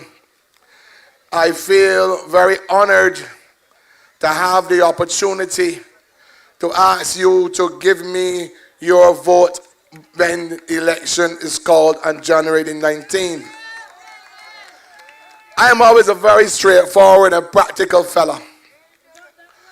In that I am not one of these men who come into politics to tell lies foolishly. I come and tell you what the truth is. And I always remember when I first ran up here, what were the local issues that were bothering the people in Charnocks. The 4 local issues that I was informed were the challenges you had with the road down at the bottom, which is Charnocks A. You had problems with natural gas, and I fixed both of those. I remember I got Charnocks B fixed too. I got whole field fixed too. And the residents about here said to me, look, dog, they wanted natural gas through here, coming across out there by this where the Starlight Bar used to be, coming up in the back of whole field. The problem that we had is a very simple one. We don't have enough gas supply to spread around Barbados. And as a result of that, I remember telling the residents that that was the issue that we faced. And as a result of that, that issue has gotten worse. That is the reason why we don't have any new pumping for oil, new wells pumping for oil in Barbados, because we have to now import natural gas as LPG, then convert it to natural gas and pump it to you. And the reason for that, let me explain this. We used to send our oil and get a lot of this oil converted in Trinidad. And we would then import back into Barbados from Trinidad. But Trinidad sold and shut down their refinery known as Petrotrin and started to import all of the natural gas from America. And David Thompson tried to get the natural gas from Trinidad and made me responsible for the natural gas pipeline project from Trinidad to Barbados. That was to make sure we had enough gas to service the people of Barbados. But when the Trinidadians decided it was cheaper to get the gas from America, that shut down that project. And the Barbados Labour Party has done nothing to revive it. They have put nothing in place whatsoever. So that whole promise about getting natural gas in this area will have to wait until a Democratic Labour Party government comes in and let us get on with getting natural gas by what you call LNG, or small scale CNG, by ship into Barbados. I was sent to Trinidad to negotiate these things with the Kamala Beside Processors government, and I have all of the negotiations with all of these people, and I know how to do it. So I wanted to be honest with you as to what the problem was and what the problem still is after 4 years of the government in office. Now look, let me also tell you how far we got in regards to helping out a Charnocks Sports Club. I think that's important to almost everyone in this area. And I want to remind you that before we left government, the airport had decided to assist Charnocks Sports Club, and they were going to partner to build a pavilion for Charnocks Sports Club. The airport agreed that that was what they were going to do, because right now the airport has to use Rice's playing field to carry out their cricket tournaments, etc., etc. And I used to be the one who used to provide the tent that you used to see down there, so for the entire cricket playing field season. I used to provide the lights and the generators. But as soon as the government changed, the first thing you got down there was wire fence the place, and not one sporting game in play down there since May the 20th, 2018. Not one sporting event was played on the Charnocks playing field since 2018. Not one. Not one. You see, why this was important? Because that is where all the young people in this area recreate. And they got that bar off. They got that bar off and it's now full of grass. Now, I want you to understand something. It is 4 years and they did nothing to it. Nothing. So they can't come back and tell you what they're going to plan to do now after they did nothing for 4 years. But you're foolish. You're foolish. And I want to say something else. Because what bothers me immensely is how you all guys are being treated. For the life of me, I cannot understand if a government and a prime minister has 18 months to call an election, why would you call an election in the middle of a pandemic that is raging, where people's lives are at risk, when you have human beings in the hospital, in isolation? And I checked this morning, there are over 4,000 people in isolation in Barbados, and they're going to send out a notice to say that 4,000 people in Barbados should not have the right to come out and vote. Are we in Russia or China? Lord. Under the representation of the people in Barbados, every darn citizen has the right to vote. It is your inalienable right under the Constitution of this country. And you should stand up and fight for these rights. Once they become eroded by a maniacal government like the Barbados Labour Party, we are going to suck salt. We are going to suck salt. Look, let me explain to you how and why this scares me. This scares me because, that's from my brother. This scares me because it is a simple way to solve the problem regarding getting those persons and giving them the right to vote. Look, all that is required is that those persons who are in isolation, you know who they are, so you would organize them in groups. The groups would be groups related to the polling district that they're going to vote in. Give the people envelopes.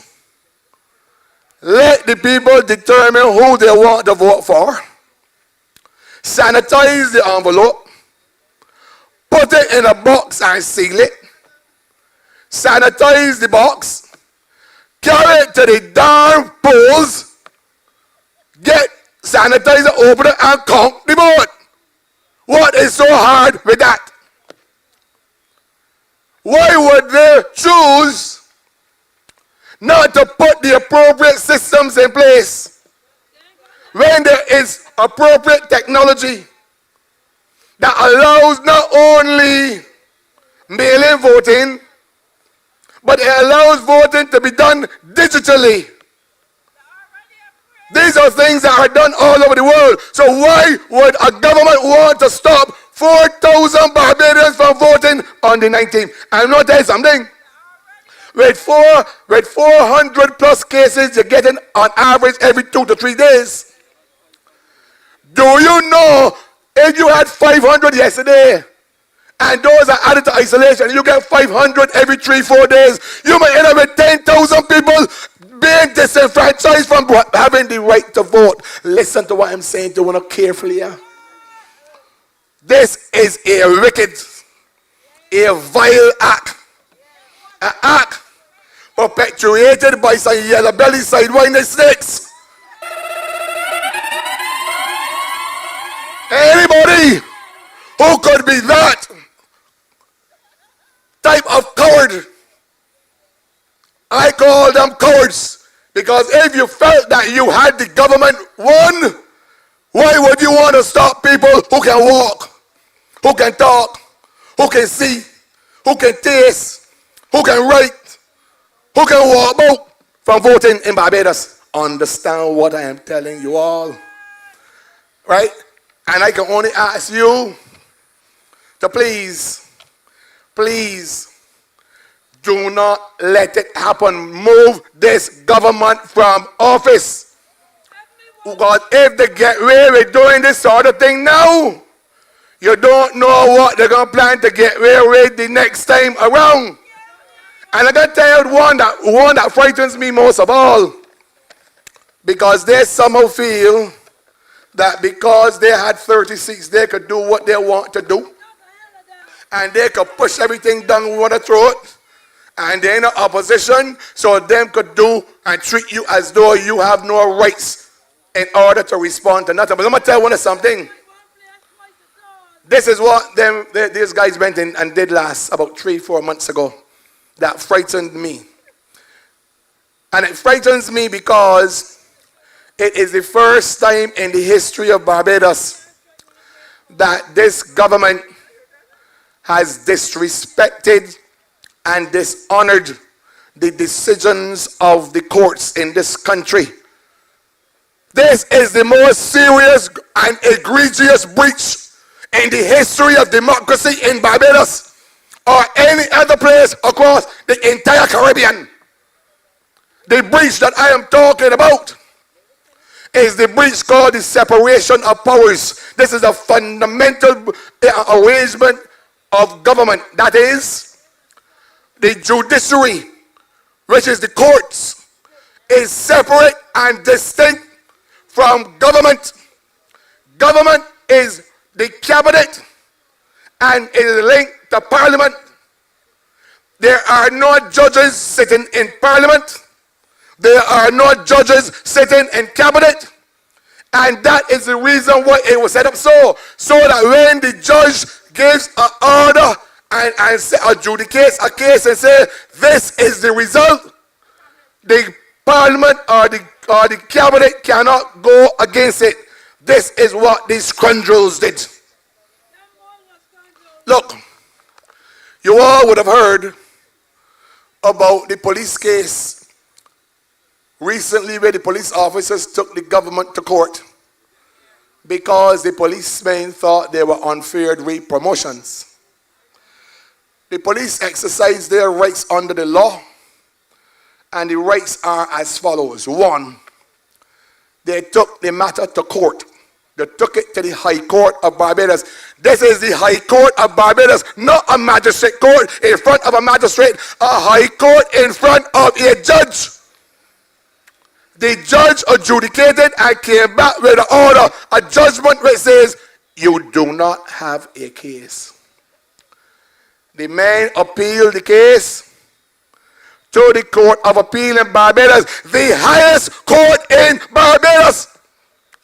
The High Court adjudicated the case and came back with the same verdict as the Court of Appeal, came back with the same verdict as the High Court. And the Court of Appeal said, fellas, you do not have a case.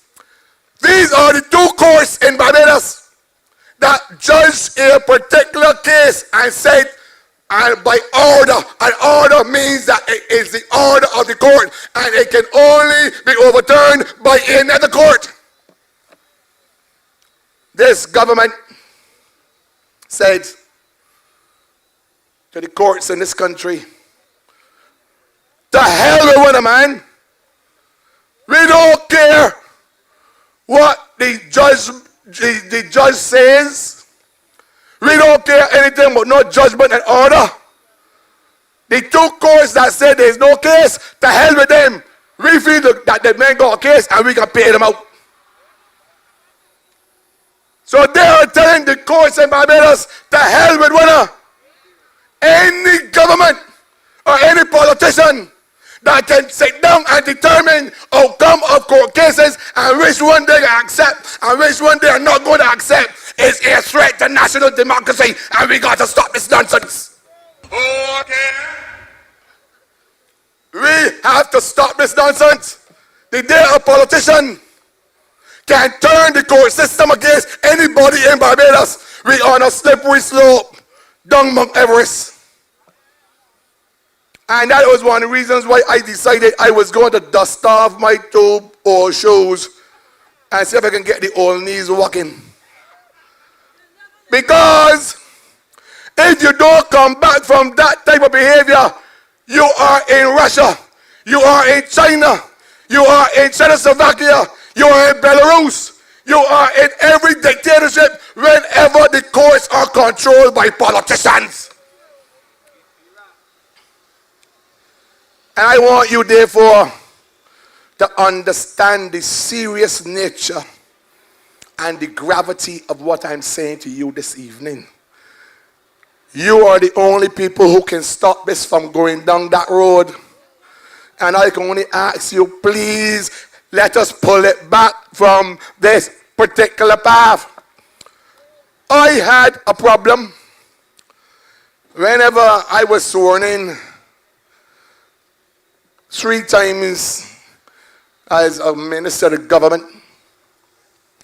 And I was sworn in, and I had to go and swear before the Governor General. And when I had to swear the Governor General, I used to cringe because I had to go and swear allegiance to Her Majesty the Queen. But the Queen didn't know nothing about me. I had to go and swear not only to her, but her heirs too. But them I know some of me, I know them with them. So I don't have a problem swearing to a Barbadian because we were swearing to a Barbadian from 1966 when we became independent. But what I have a problem with is when you got men like Peter Wickham and the others that somehow believe that they're going to write to change our history and our culture and belief in God and Christianity. I got a problem with them. Sodom and Gomorrah. I'm waiting for them. I'm waiting for the fire and brimstone. I'm waiting for them. And what I can tell you that bothers me is this. Want to hear it too? The reference that they want to remove God from the national anthem, but then put it there. And want to remove reference of God to the Constitution of Barbados. You heard all the talk of the college programs. And I'm telling you tonight, I ain't a pretty Christian boy. But I grew up understanding that I am not God. And when I look up in the sky and I see what there, I ain't make none of them things. So why would you want to go to a Republican form of government, change the anthem, and remove reference that God was on the people's side for the last 300 years, and we just sing and sing and sing and sing and sing. And what they want to do is take out reference to God. Look, one would remember this, and the older ones here would remember that it was the churches who provided all the schools. And it was the churches that helped the poor people when you had the money and you could barely survive. You went to church and get a little berry. And some of our grandparents had nothing more to hold on upon but the faith in God. It is what carried them through. It is what carried them through.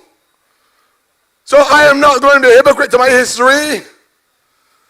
Our history is what it is, man. Leave our Christian history. We are tolerant people, and as a result, we have tolerated every single other religion in Barbados. But leave our Christian history alone, man. Leave it. And I'm going to say this to you tonight. It is just like, it reminded me when I was a little boy above the house I grew up there in 6 Rose Housing area. Up there by Edna Tudor and the Blazes. So when we left 6 Rose House, there we went in Braden. And I went to Budlong Baptist Church. I had to go to Sunday school. I had to go to Sister P Church and the Church of God. And those were setting a foundation of values. And those values were good values. But when you go to government that sees human beings as valueless, this is what they do. It is a good example to where I can now segue to the young people that they're hiring on the streets. I don't have a problem with the young people getting some work. But I have a problem when many of them are being told that they will be fired in February. And I have a problem, because many of them is supposed to be this morning. I have a problem that when they are fired, you did not take out any NAS for them for the period of time that they were working for you. So you were using these young people and fooling them for electoral purposes. And what is even more fundamentally wrong and unfair and devastating is this particular fact that you have these young people up there, enough women and men have to go and relieve themselves in bush. This reminded me of people working on the plantation in slave days. No toilet, no nothing. And when all you have to do is to treat people with dignity and respect, is to go and rent, not only with a chemical toilet, they have container toilets that are in good condition to treat people with dignity and respect. But you're going to take the younger people in your society and treat them like that. Man, look. Understand what I'm trying to say to you. And any government that doesn't understand those things have a problem. Look, when I was a minister in government, I did not care whether you were BLP or DLP. I sent home no one from any of my ministries, none. What I did is that I created jobs for enough people. I created a large number of opportunities. And as soon as the government changed, they fired all of the people from the BADMC. They fired over 80 from the Barbados Water Authority. And they fired left, right, and center, like though a human being is some type of digit on a computer that can be deleted. You are deleting a human being. No, you're deleting and affecting the livelihood of a man and his family, his children, his future. They are not to be treated as yo-yos.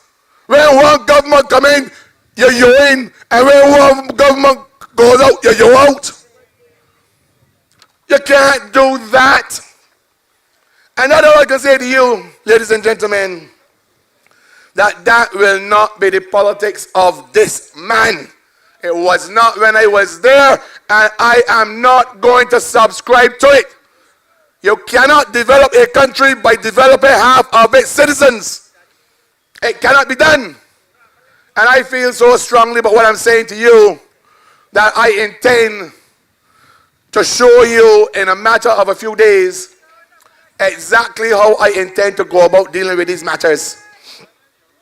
I'm going to have a website up very soon, and this website will have access to a series of what are the problems in Barbados, what are the solutions I am proposing, what are the new policies we need to put in place so that you can sit down and follow what I am telling you step by step by step by step by step. But let me go one step further, because there are two areas that the people in Charnocks must be concerned about. You know, I hear they're coming up. They said they're coming up tomorrow in 6 rows to blind me a curse. And I hear they say, you know, they got the memes up with expect boom, boom, boom, boom, pack, pack, pack, pack. All sort of nonsense. You understand? I hear they coming up to blind me a curse. But I ain't gonna stick to the issues. I ain't gonna let them pull me off of talking to you about the issues that impact you. Because I want to know how in heaven's name my opponent, who is supposed to be a minister responsible for technology and smart technology, could be so smart to want to move Princess Margaret School and put it in an industrial estate. You explain that one to me. An industrial estate that is zoned for industry, which means you're dealing with hazards and fumes, and you all carry people, children, and put them in there? What sort of puppet you're dealing with? And then on top of that, there's whole nonsense about putting up the so-called cameras and so on and so on. You can't even get a licensed department work. You can't even get a smart licensed department work. And you want to go up there and spend $27 million, and you can't even get a sticker put on by the back of a car. Oh, nonsense we hear in this country, man. And you know, what is for me even more silly is this tendency of this government to tell you that they can't do nothing about the cost of living in Barbados. It is the cost of living that is hurting most of you in Charnocks every single day. You're suffering because you've got too many taxes on top of your back. I want you to remember that when the Democratic Labour Party was in office, the then leader of the opposition said, look, the people were overtaxed. They were taxed to death. They said that you could not tax your way out of recession. And as soon as the government got in office, they brought a mini budget. And it was raps, collapse from there. Raps, collapse every day. Bus fares gone up. Sewage tax add on. Waterways went up by $45 and 46% for businesses. Diesel went up by 40 cents per litre. Gasoline by 40 cents per litre. Kerosene oil by 50 cents a litre. Property taxes went up. Land tax went up. Not only did land tax go up, they even set out land tax on the back of the pensioners. Look, you know what is also distressing is while they were doing these things to you, this government was borrowing and borrowing and borrowing and borrowing and borrowing.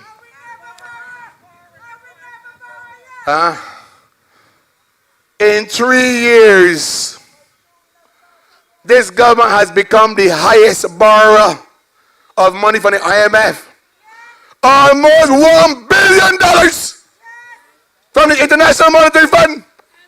And when you add in the money from the CDB and the IDB and the Latin American Development Bank and the Chinese, the bank account for Barbados, it totals up to $2.8 billion in 3 years that your children have to pay back, and it is in foreign currency.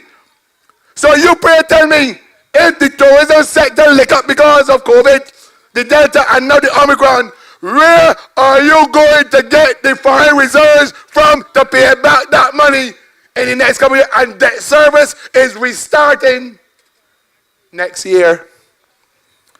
That is the reason why she said harsh measures has to come. So what they will do is try to make you feel, oh, everything good. I'm going to give the young people $3,000 to pay the tax, to pay the legal fees. And all them sort of things. But as soon as the 2022, the IMF said in their Article 4 report, look, harsh measures have to be taken. And the IMF is saying to you, expect greater taxes on your back. Expect further cuts from government. Expect you have to pay higher costs for any services provided by government.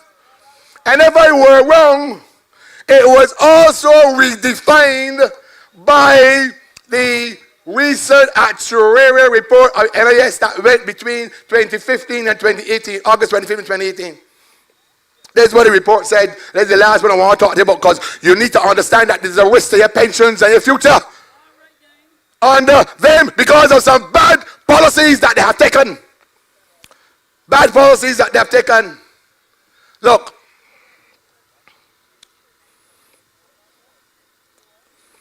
This is what they did.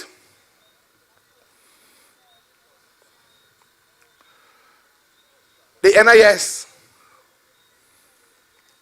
loaned the government $1.6 billion.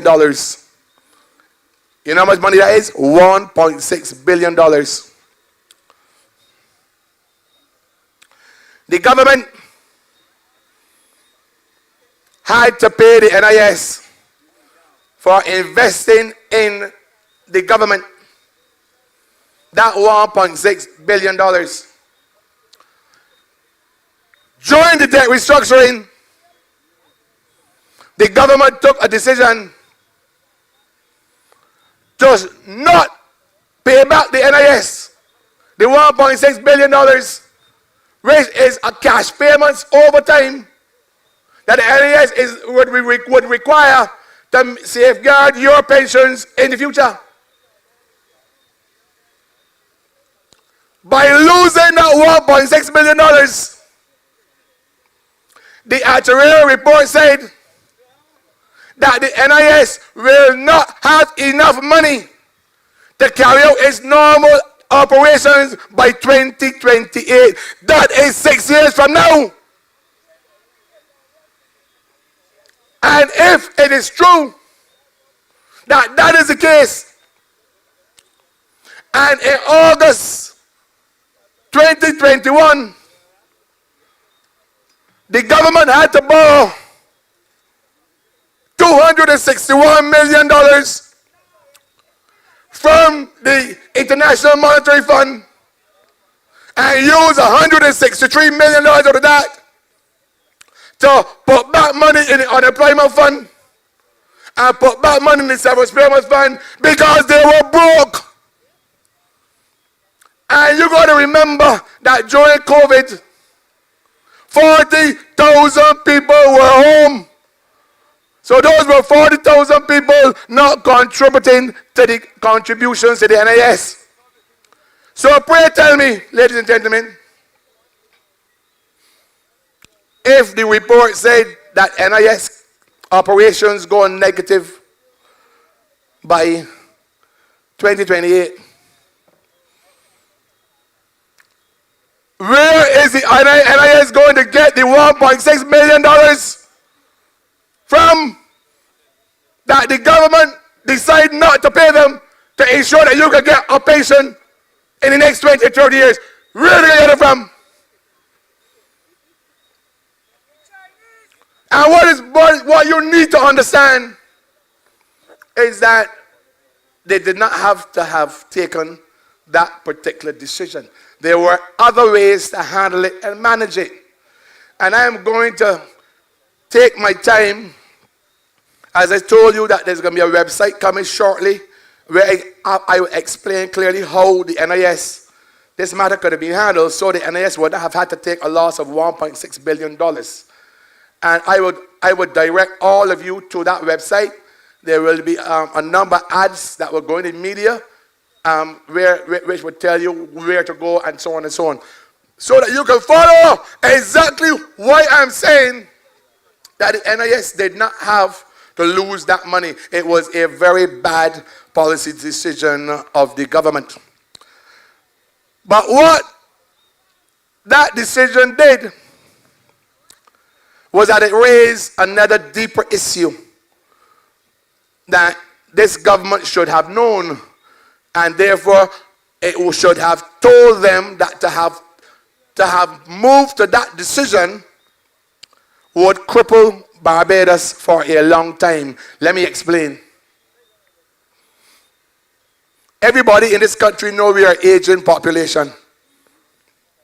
Everybody in this country knows that when you are defined demographically as an aging population, it means that the over 65 is over 10%. Ours is now heading to 14, 15%. What that is saying is that the persons over age 60, the population is growing at a much faster rate than the birth rate and the younger population. So in other words, the age group between age 18 and 35 is falling, while the age group between 60 and 85 getting bigger. So if you know that age group that requires the pension to live on is getting larger and larger, and the younger populations that have to work and produce the contributions to keep the NIS safe getting less and less. Well, if you knew that, how can you take out $1.6 billion out of the NIS cash position? The evidence of what I'm saying to you will be on the website. And I can give you some details that I still think I can remember. The details are that it takes 2.1 children to replace a population. But that's common sense. Because a man and a woman is 2. And if they produce 1 child, they replace themselves. So in order to replace 1 man and a woman, you got 2 children. So in order to increase the population, you have to have more than 2 children. So that's why it said 2.1, somebody 2.15. You know what the rate, population growth rate is in Barbados? Not 2 point nothing, 0.68. 0.68. It means our demographics going in the opposite direction. So therefore, I could not understand if this government is so smart and got all these highly paid consultants that they don't seem to understand this whole notion of demographic developmental economics and how it affects growth in an economy. And therefore, you need to adjust your tax measures so that the tax measures would now work in the best interest of the population that is largest and give that population the opportunity to help turn the economy around.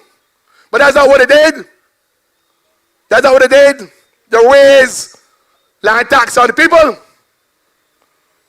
That's not what they did. All of the increases affect the old people, the pensioners. I remember when they did the debt restructuring, apart from decimating the NIS, they decimated many of the pension funds in Barbados and the credit unions. And I always remember this. See, people didn't understand when I said that any government who's going to restructure a debt has to be mindful regarding the distribution of the debt. All I mean is what percentage is domestic and what percentage is external. Barbados' debt distribution was that 70% was domestic. So if you want to cut that debt, but you cut it 70% from your own people, you make your own people poor. You take away their buying power and their spending power and their investment capacity. And that is the reason why I said, even to my own colleagues, that is not the way to do it. And I propose a sinking fund consolidated strategy where there would be no losses. These people don't know what they're doing. And that's the reason why I had to decide enough is enough. I lost in election, so, but what? Everybody loses, man. But I'm going to come back to you and tell you what the facts are so you understand that a mistake was made because these people don't know what they're doing. And now they've put you at risk in significant ways because I cannot understand, as I said earlier, when I add those types of scenarios to call in a pandemic, an election in the middle of a pandemic. But they can't care something about you. They can't care something about you. And they did not even go to make provisions that adequately make sure and secure you. 4 and 5 people can't go in one motor car no more. So if that is the case, then you have to extend the voting hours, you clowns. You have to increase the number of booths to vote and space them out, man. You have to increase those things and give people opportunity to execute these social measures, which would be your sanitizing, your physical distancing and your mask. But what they have done, leave everything as is, and I hope to God by 19th of January, the number of people who can't vote is about 10 or 15,000. And if every right-thinking Barbadian believes that is the right thing to do, well, I will go down home and drink some rum. Because for me, this is not about whether you support the BLP or not. This is about Barbados. It is what is right. Yeah, a government's responsibility is to defend its people and to do what is right to promote the interests of the people, the health of the people, and its national interests economically.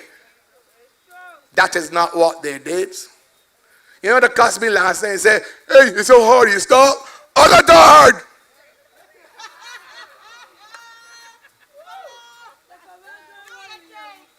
You know, that's what they say. They say that I'm too aggressive. I keep too much noise and this and that. And that's all right. I am not perfect.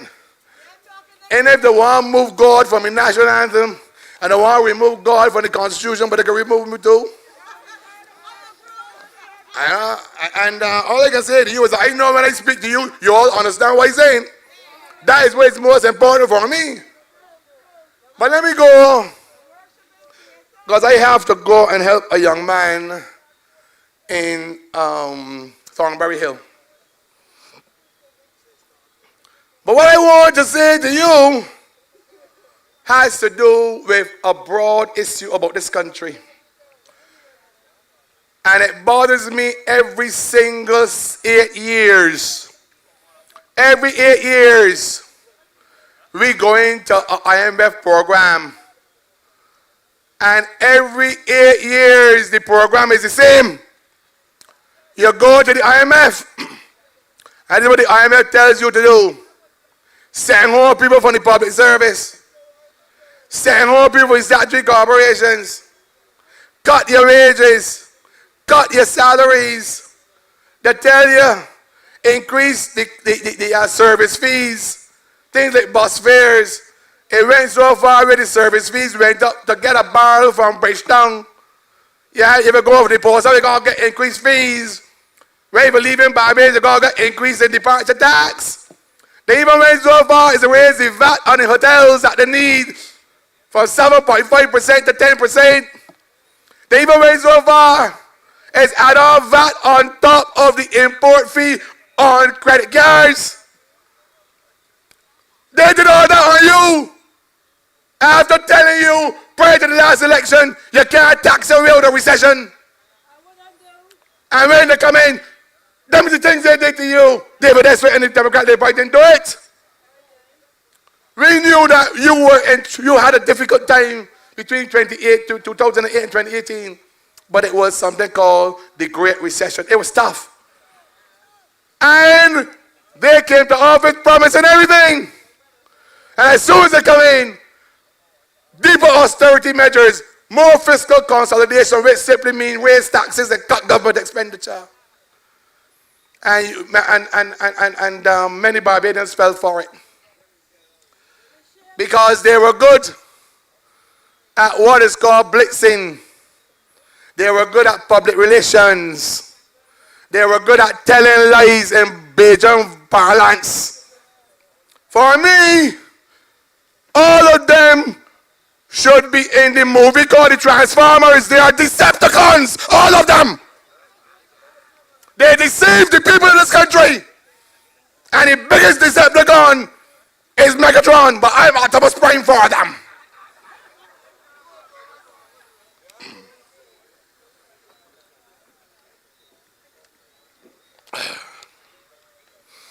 Look, let me say, as I take the last 4 minutes winding up, why this election is so important. This election is important because this country can no longer continue as a country that lives and dies by tourism. it can no longer continue as a country living on international business. Owen Seymour Arthur, my good friend, I think made a categorical mistake when he followed something in economics known as neoliberalism.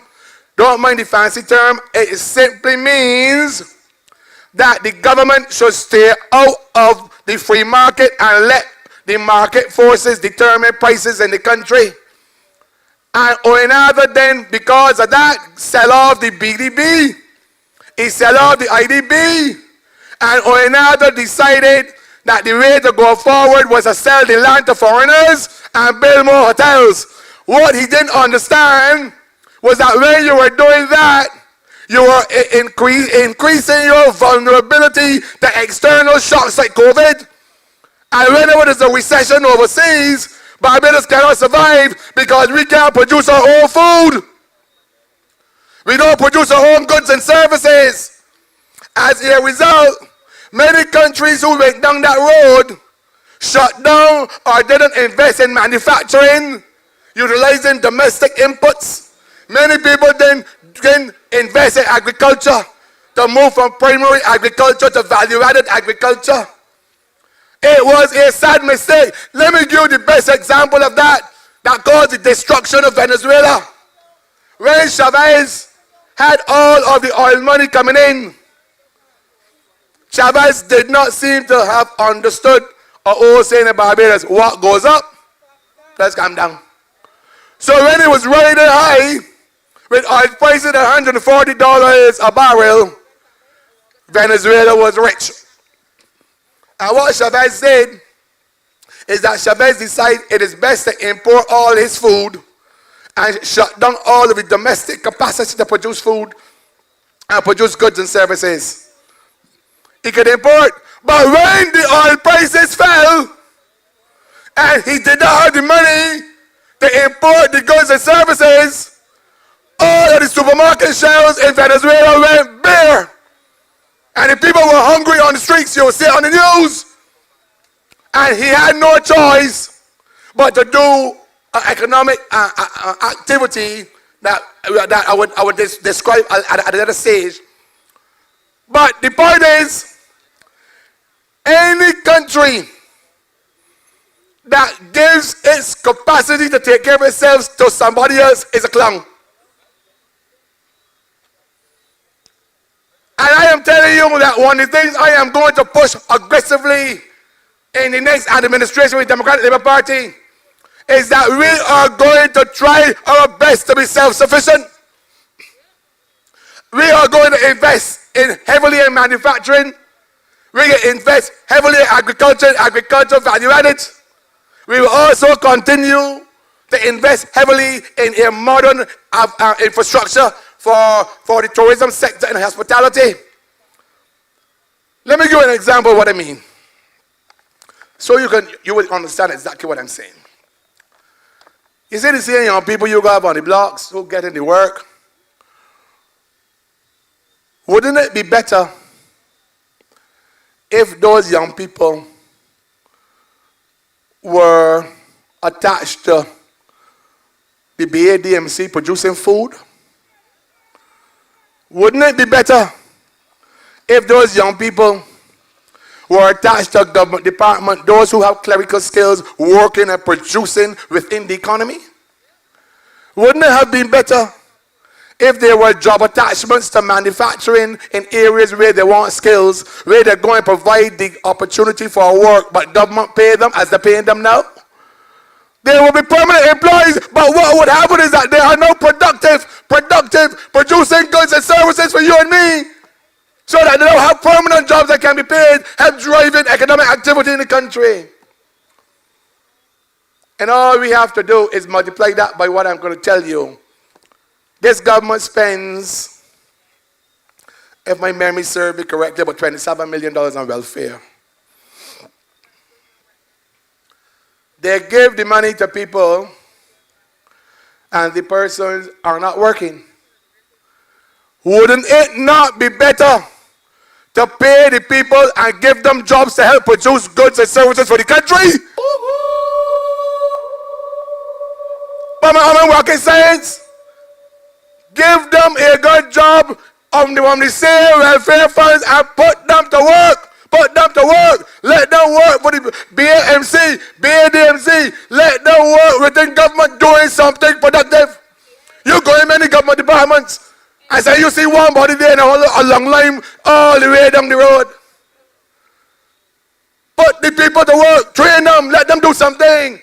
That is how you generate economic activity. And that is how you take your young people off the block sitting down doing nothing. It is a government responsibility. Because the young people don't have no choice. They cannot get access to money to build a business. The commercial banks in Barbados are not interested in that type of risk. They will get a loan for shopping spree though. They will get a loan for car. They get a loan for cruise. But you go there and tell them you want a loan to execute a particular business venture. Unless you got a government guarantee, you're not really interested in that. And that is why one of the things that I am going to push aggressively, ladies and gentlemen, is that we should go back to what existed before. And we should never have sold our National Bank, Development Bank. It was a stupid thing to do. And I am going to make sure that this great party re-establishes a Barbados Development and Investment Bank so that it can be organized to help people in productive activities in this country that we want to do. And I am telling you, once that bank is used appropriately in relation to how it is managed with the Central Bank of Barbados and how it works with the private sector in this country, I am confident that we would be on a path to long-term sustainable development. The ball will be in your court. And all I can say to you, ladies and gentlemen, and the lovely people from Charnocks, this area, as I said, has always been special and has a special place in my heart because of my mommy and all of her family from this zone. And as a result, all I can say to you is that I am going to do my utmost best. I am going to work hard. Once I'm given the opportunity to take the reign of Parliament on your behalf, I am going to go there and be a good representative for you. I know that if you compare what you had over the last 4 years, there is no comparison because they did nothing. Nothing. You see, and that is why I could only ask you then tonight for your fullest support. And I hope you all come out in your numbers on the 19th and let us pull this party, pull this country back from the brink, a brink of dictatorship, a brink where you have a group of people. I could not believe when I heard it and I saw it, a press conference saying, what do you need the opposition for? What are we living in? You know tomorrow you're going to see memes there. Whoa. They coming tomorrow. I said that for them. I said that for I know it coming tomorrow. A big one coming tomorrow with that. I like to make some sport with them too. And when I saw him, I laughed and fall off the bed. Hey, look, the point of the matter is this. Everything I discuss with you this evening is serious business. And I want you to defend this little rock and do this for your children and your grandchildren. And I am therefore going to only say to you that I'm going to leave now and go to Thornbury Hill and fight for that young man, Belgrave, Rashid Belgrave. And we are on our way canvassing house to house. We are hoping that we get to Charnocks on Sunday. We'll be canvassing from early in the morning around 10 o'clock. And I will be coming house to house to every one of you, asking you for your support on a face-to-face basis. I will be coming to everyone. B and D, I don't care, are coming. You understand? Are coming. And I am telling you the way I can remember this thing, remember the mighty Gabby song, Government Books. I am coming with the people books, walking sword up. Huh? I coming down, boy. I coming down straight to the House of Assembly. I ain't turning right, I ain't turning left, I coming down the road. Good night, ladies and gentlemen. Good night. I'm indeed rather energized today to be here in Windsor Road, starting my formal campaign on the ground. The interaction with the people was indeed extremely positive. And I feel very confident that once I get the opportunity to explain to the residents all over the constituency why it is that we need to make some radical changes and why it is that I'm going to ask them to repose confidence in me when the election is finally determined after the 19th. I want to give them the full assurance that I will protect their interests and I continue to work hard and diligently on their behalf. But you know, the branch is fully mobilized, and we are going to continue this canvassing exercise every single day until that particular day when the votes are being counted. On January the 19th, I want you to come out in your numbers. I want you to come out in your numbers because Barbados is at the crossroads. We are going down the wrong path. But I came out of Budlam Baptist Church and Sister P Church. And I am not God. I believe in God and I can put God first in what I do. That's why I'm on the job. Rest assured of that.